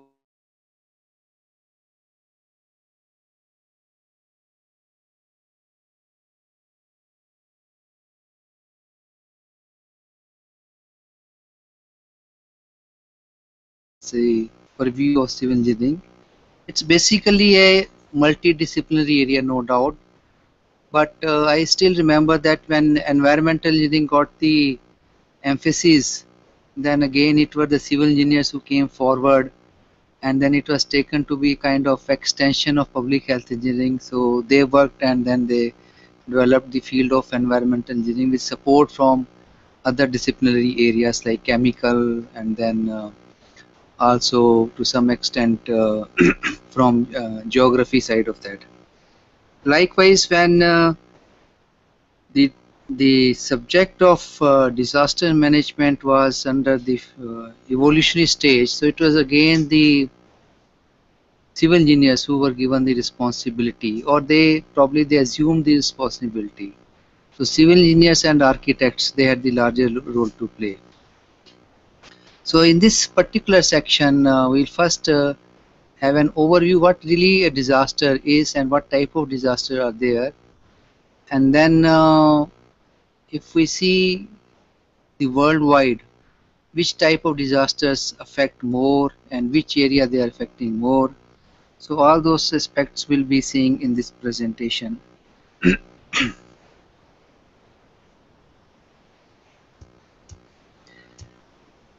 Now, what really a disaster mean? Anyone present here can see what disaster is? We all understand what it is, but when it comes to definition, then the selection of word and language becomes more important. Undesired change to the nature, yeah. But many changes actually take place which are undesired, but we have to see that to what extent they affect us. So that is more important. The first thing is that something, as you rightly say, you have used the word nature, something which is extremely bad or unacceptable. The changes keep on taking place. You expect rainfall to come in Chandigarh, it didn't come. So this is a kind of change. But to what extent it is damaging or acceptable? So something which is extremely bad and unacceptable means an happening which you are not going to accept in any way, but of course because it has happened, so you have really no choice but to presume and see that it has happened. It could be also a very bad accident or happening. Then natural or man-made. So both natural and man-made both. So a very bad accident can be of a different type. When we say of accident, the first thing comes to our mind is a road accident. But there are a lot much more variety accidents taking place in industry, chemical fields, and elsewhere. So much in atomic field, etc. So any industrial accident or any such kind of incident.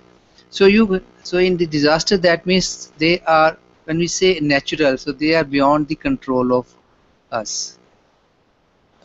Not precisely beyond the control of what, but mostly beyond the control of what. Of course, man has done certain activities in the recent past more, which have actually induced the occurrence of the natural disaster to a more frequency level. So indirectly we have a role to play, but mostly it is natural. And then the man-made. Man-made disasters are those which simply occur because of the kind of negligence or the safety measures are not adopted in industry or elsewhere. So those kind of disasters are termed as man-made disasters. If you say, if I ask from you that when I say disaster, so can you name the disasters, category of disasters? Anything? Cyclones, floods, okay. Earthquakes, okay. Landslides, yes. Tsunami, cloudburst, yes. Okay, so 6. Anything else? So, that's it actually. Common people, we always believe that these are the incidences which are most occurring, so thereby they are termed as disasters. And before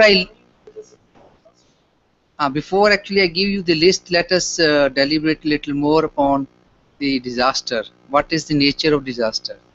So it is an event that occurs in most cases suddenly and unexpectedly. Suddenly means relating to the time. You really do not have the time to think about or ponder about. So before actually you could get the piece of information that disaster is going to occur, or sometime even the piece of information come when the disaster has occurred. So there are two things. You may get the information before the occurrence, or you may get the information just after the occurrence, and unexpectedly.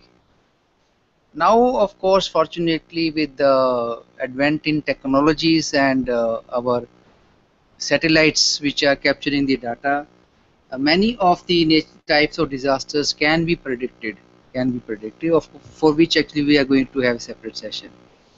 So it will mostly occur unexpectedly, means you don't expect. अभी जैसे आप बैठे हो तो अभी earthquake आ गया, so suppose in a minute's time, God forbidding it, let it not happen, so you don't expect it actually, right? So it is both sudden and unexpected, right? Causing severe disturbances to the people, objects and environment. So disturbance is not only to the people, to the objects. So objects means that any kind of material product, including the buildings, household goods, or any type of the goods, and environment. So environment, we all know, is a type of interaction between the nature and man-made activities and needs to be balanced out.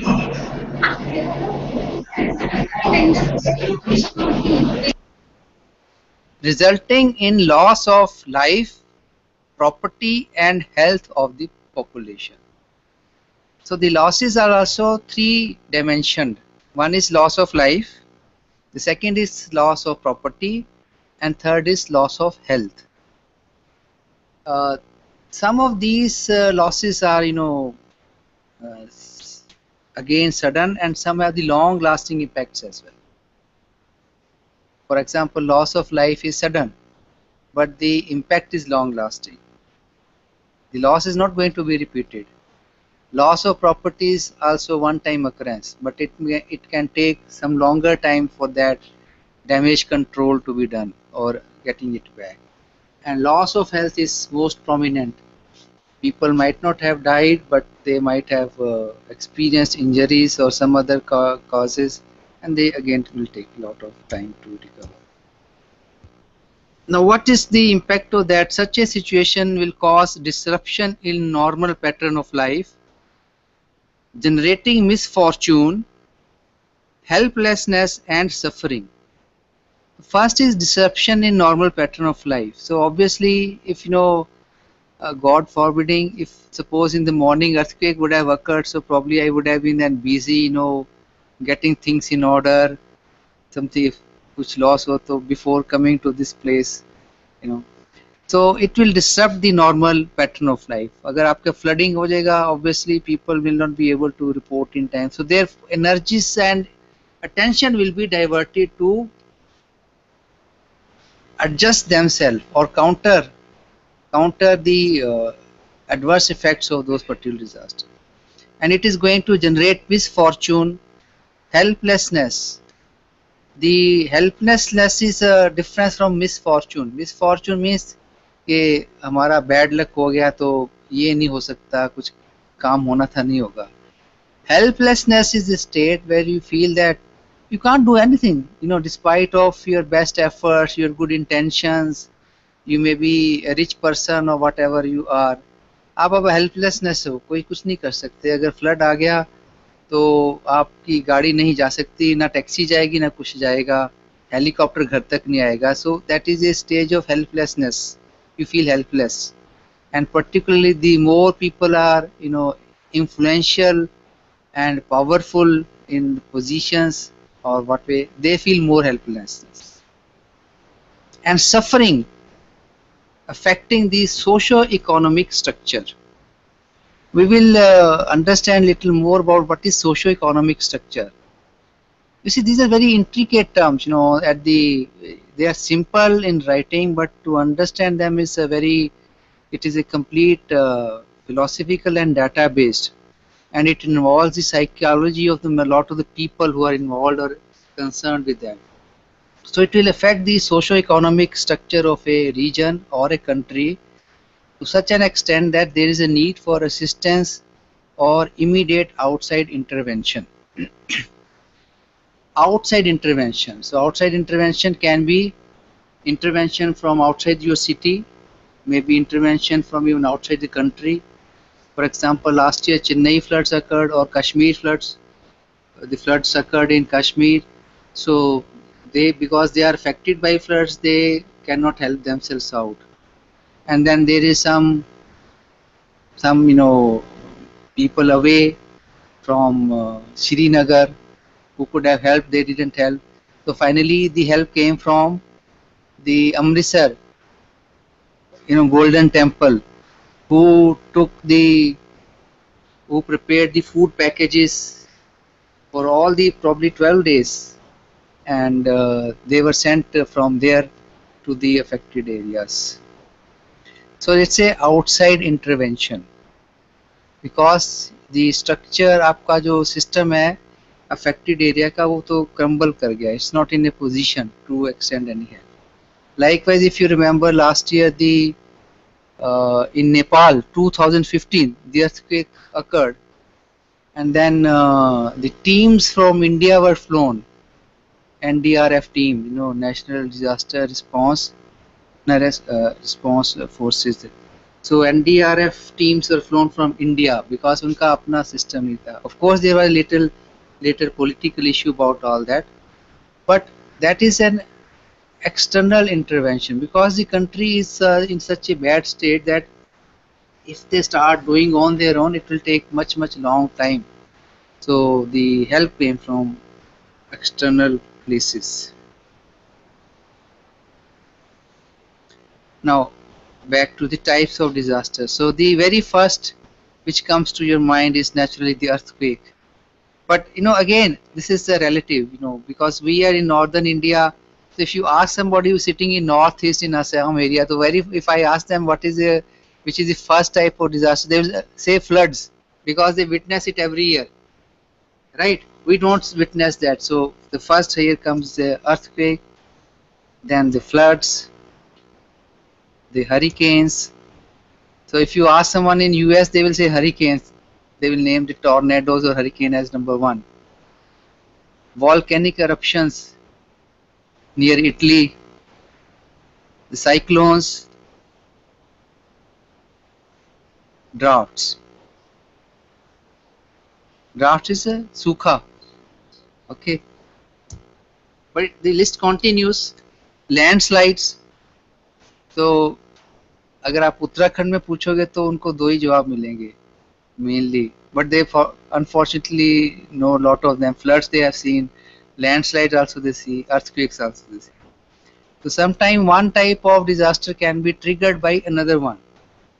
For example, landslide can be triggered due to the earthquakes. They may not be occurrence on their own, or they can be triggered due to the floods. When hill areas, a lot of flooding is there, so they can be triggered by that. Fires. And remember, we are so far talking on the natural types. You see, fires, natural fires are the forest fires. So right now also, if you ask me, there's still one fire in globally, world level, one in California. You see that अभी एक forest fire California में है. And tsunami, we didn't know the word till the Chennai was exposed to that. Now comes the man-made type. So war, riots, etc. Then bomb explosions are also termed under disasters. Then there are others like blizzards, school violence, hazardous material, urban flooding. What are the blizzards? Blizzards are relating to snow. So when the heavy snowing takes place with the wind, so that is a kind of blizzard. School violence is the term which is internationally accepted and was came in United States. Now you must have recently seen lot of firing incidents have occurred. The most recent one is that which happened in Germany, right? So in US, they find that people, with after depression or some kind of psychiatry problem, because in US getting a gun is very easy. You can get the license without having to recourse to much of the documentation. So the killings or other kind of violence that takes place. So hazardous material is relating to various chemical storage of various chemicals and atomic type of the materials or other sensitive industrial materials. The urban flooding is a separate one. We earlier mentioned floods, and now here we are mentioning urban flood. That's a separate. We will discuss how it's separate in the subsequent sessions. But you might be surprised that, as I said in the inaugural session, that we had National Institute of Disaster Management, NIDM, and they documented the work. They studied about lot much information, prepared the guidelines, prepared various documents for on different aspects. So in 1999, the government established a high power committee on disaster management, and they identified 31 type of disasters. 31 type of disaster, which are under 5 major subgroups. The first group is water and climate related disasters. Now that's actually the you can say a technical or the accepted classification coming from an authorized organization. So first category is water and climate related disaster. Second is geological related. When we say geological, we means relating to the Earth's body movements. Then chemical, industrial, and nuclear related. Accident related. Fourth is accident related, and then biological related. You might have seen some movies relating to the viruses and blackmailing type of done. Now new serial 24 घंटे Anil Kapoor wala recently start where, so that's based on this blackmailing on the basis of virus which they are going to spread. तो threat है कि वो अगर virus spread कर देंगे तो India को cover कर जाएगा. तो उसके लिए में so that we will not spread the virus, you release that particular terrorist. So biological related are something relating to a very fast deterioration of the vegetation or the living organisms without involving any of the normal natural disaster or without even resorting to the violent means. So it's a silent, it's not violent, it's silent. So those are the 5 categories, and under these 5 categories, if we see the basic under water related disasters, one is cyclones, tornadoes and hurricanes. Now are they water related or wind related?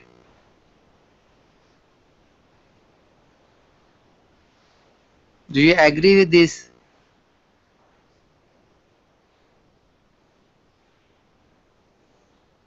No, some of you agree because when you say that some agency has given, तो ठीक ही होगा. Okay, ठीक ही है, but how? But cyclones, tornadoes, and hurricanes, they are more relating to wind. You're right. We'll see how they are water related also. Hailstorm. Water means not necessarily water form. Water has three forms. All. We all know that liquid, solid and तो अगर वो और एक वो बीच का भी होता है फॉर्म जिसको स्प्रे टाइप में रहता है ना वेरी, तो वो भी लिक्विड एंड वेपोराइज टाइप में फॉर्म में रहता है. So it is present when we say of cyclones, tornadoes and hurricanes. So it is present in that form in all these three type of phenomena. Then the cloud burst. They never used to be very prominent some decade below, but quite recent they have been very prominent. Then heat wave and cold wave. Snow avalanches.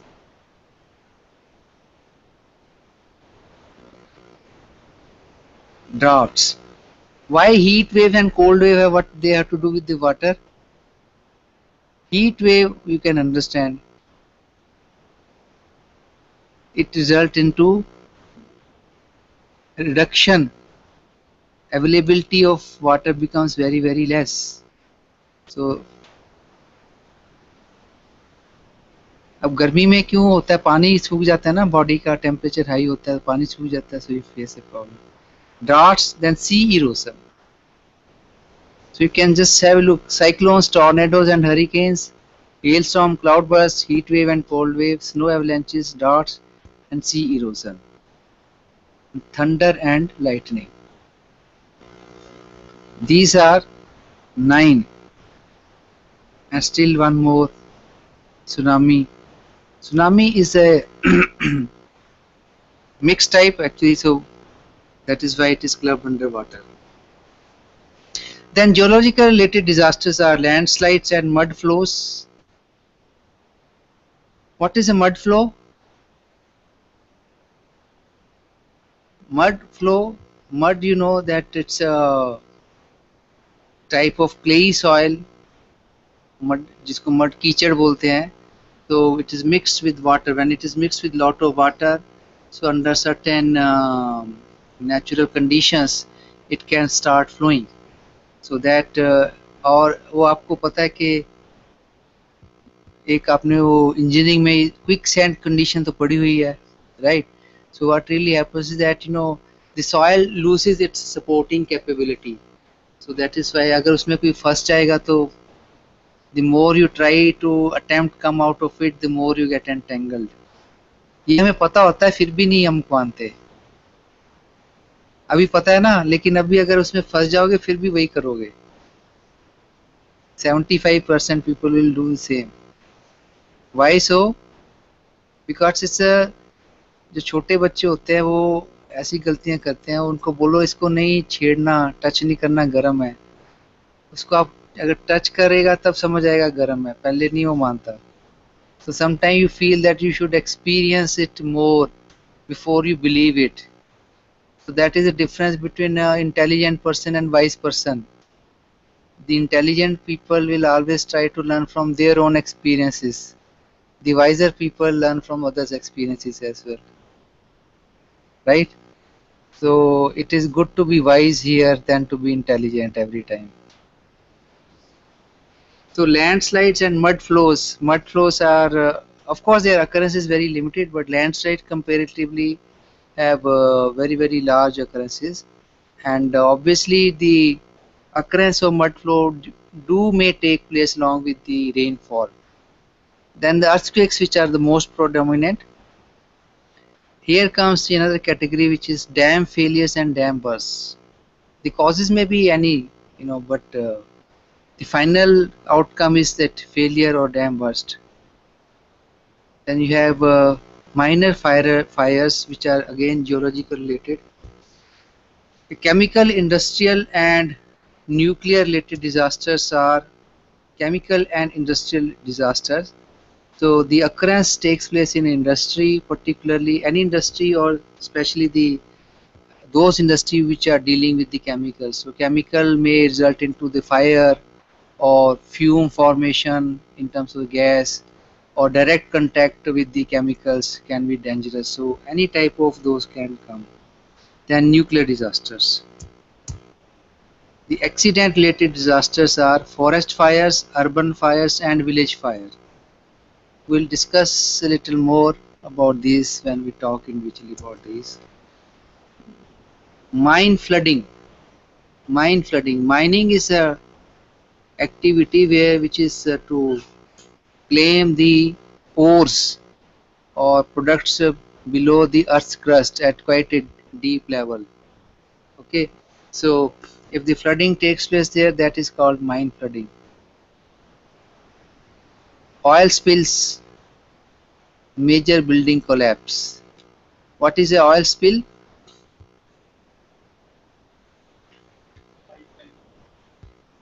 Oil spills is phenomena which is relating to when when you're doing the drilling, actually uh, drilling of the crude oil from the sea bottom or elsewhere also, but mostly sea bottom.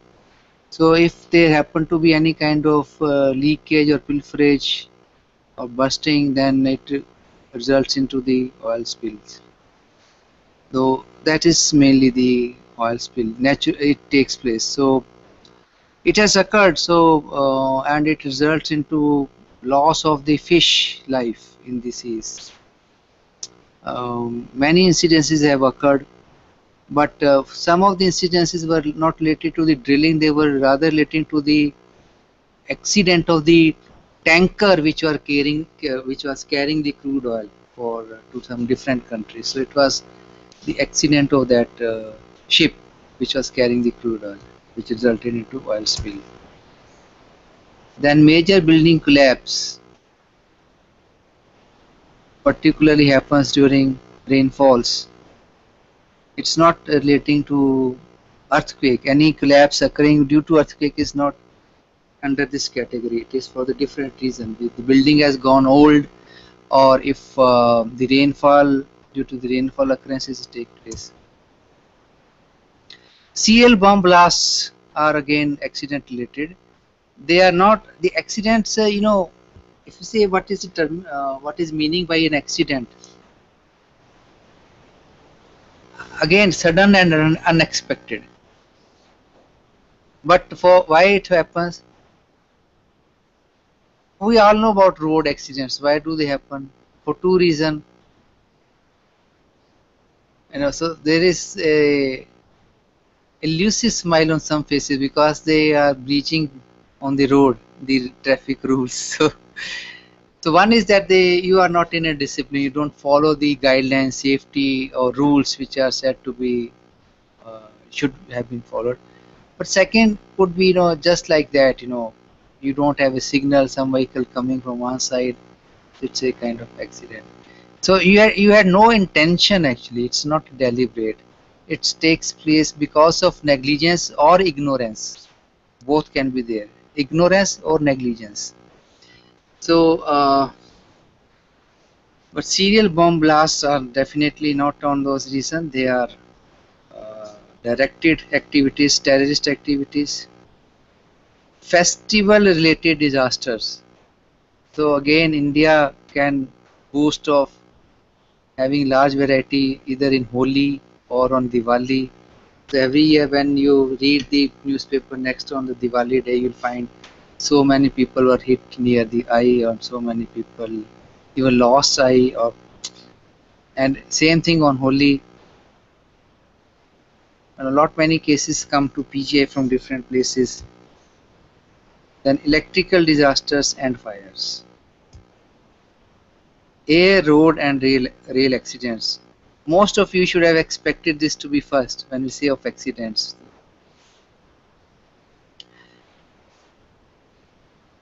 Boat capsizing. That is also a category. Boat capsizing is What's the boat capsizing? Most popular by Somalians. It's a kind of terrorist related activity. डुबो देंगे आपकी boat को, वो जैसे कर लिया ना hijack, जैसे बस को हाईजैक कर लिया तो बोट को हाईजैक कर लिया और फिर रैंसम मांगी, नहीं तो डुबो दी. Then finally the fifth category is biological related disaster, under which we have biological disasters and epidemics. The epidemics, what are epidemics?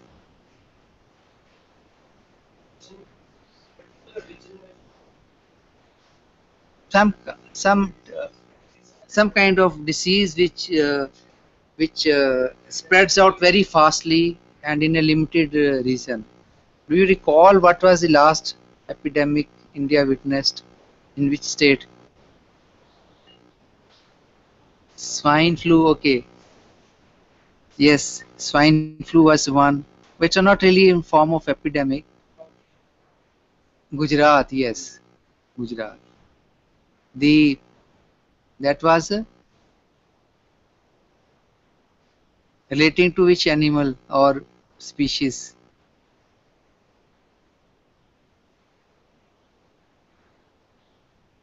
Rats. So maybe you can read out more. Pest attacks. Pest attacks are more prominently concerned with the agriculture products. You know, many times the group of the species would attack the agricultural field and they will eat out or they will damage a lot of the crops. They are not much frequented, but their occurrence is there. Then cattle epidemic. So कभी कभी कोई cow, goat, or the domestic animals mostly. Then food poisoning. So these are the, how many number did I mention? 30, 31 types of the natural disaster. So I think since it's time for lunch break, it's going to be 1, so we must break for the lunch, and we'll assemble at 2:15. 2:15. Okay, so all our centers, please note that we are going to resume at 2:15, and the session will be most likely taken by Dr. Sanjay Sharma on the assessment of buildings, and we will have just one session in the afternoon. So if I believe we have not covered much, so I don't think that we need to invite for the questions, but still if some center has some question or suggestion to make, maybe we can ask GIT, who have been more active. Hello sir, good afternoon. Yes, yes. So we're talking about biological related disasters, so it will come into natural disasters or man-made disasters? Well, these are kind of you can say a mixed type of thing. For example, if we say we are not actually, if you divide those categories, then natural and man-made are 2 categories, but these are the 5 broad categories. So Okay. if we say the food poisoning, it's a man-made disaster, it's not a natural disaster. But if you say pest attacks, they are the not man-made disaster, they are the natural disasters. So man-made disasters primarily relate to the kind of flouting of the norms, guidelines, and safety measures, which need to be followed up by the humans in maintaining any kind of system. But if we say epidemics, the epidemics partly are natural but partly man-made, because the kind of viruses which develop and kind of these particular sicknesses which they develop, they do happen under the unhygienic conditions or some such type of conditions. So man has some role to play in that, but the spreading would be done in a natural manner. For example, जैसे हम वो epidemic है, तो अगर कहीं पे बीमारी फैल गई है तो जो रैट्स है, माउस मूवमेंट है, वो बहुत ज़्यादा है अगर rat की availability, so they move from one place to another, so they will spread it out everywhere where they go.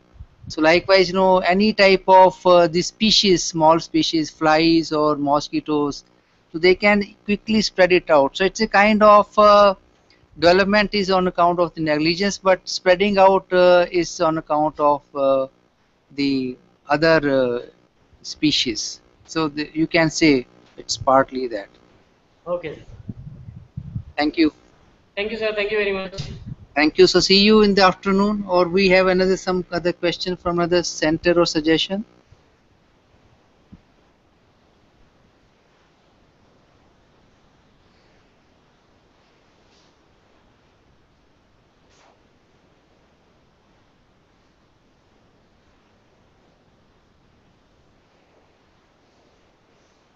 PDA, PDM college, yes.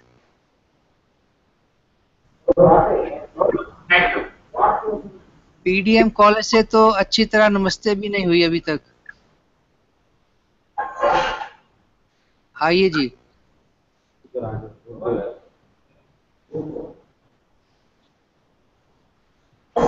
Good evening. Hello. आप ऐसे मुझे लग रहा है बैठे हैं जैसे पिक्चर वाला माहौल बना रखा है अपने सिनेमा हॉल वाला. So I am sure you are enjoying the program. Okay sir. नहीं, वो अच्छी बात है. आई ऑलवेज से कि अगर आप लर्निंग को एंजॉय करो तो नथिंग लाइक दैट, तो आपको प्रेशर नहीं फील होता. तो आपने माहौल अच्छा किया सिनेमा हॉल वाला. एक आधी लाइट जला, अभी लाइट जला लीजिए ताकि हम आपके जो है ना चेहरे थोड़ा अच्छे से देख पाए. ये पिक्चर क्लियर नहीं आ रही थी सर, इसलिए किया था ये तो. नहीं वो कोई बात नहीं, वो तो आई नो, वो तो अच्छा है. हाँ, अभी आपकी पिक्चर हमें देखना चाहते हैं ना आप. हाँ यस, बताइए साहब.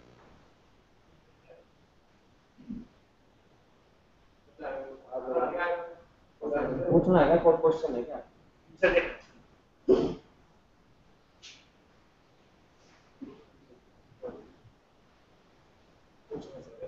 पूछो. कोई क्वेश्चन हो तो पूछो. नहीं, आप पहले आप अपना नाम बताइए साहब जो बैठे हैं. जी बोलिए बोलिए.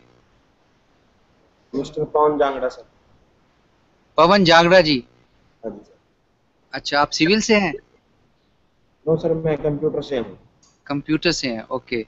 तो ये टॉपिक आपको लगता है कि this is useful for anybody?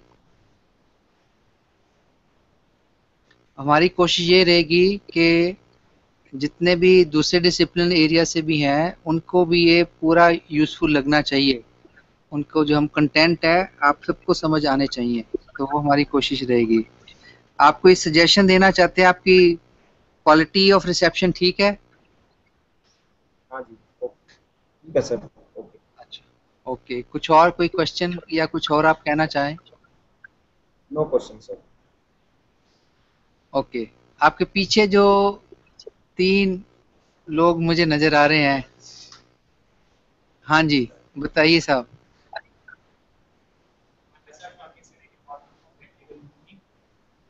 आपको थोड़ा,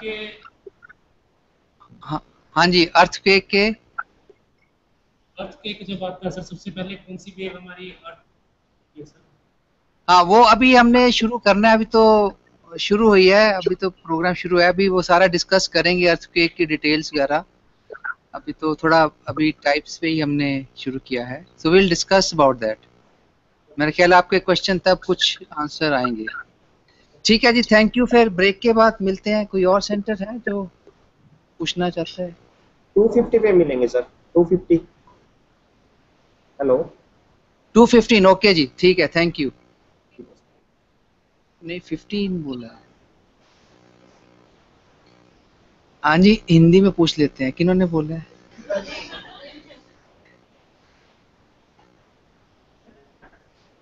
आर्या कॉलेज ने बोला है. आर्या कॉलेज कितने, 215 या 250 बोला आपने? पीडीएम 2.25 मिलना है ना हमने? 2.25. हाँ 2.25 मिल जाएंगे सर. 2.25, ठीक है जी. ओके जी, थैंक यू.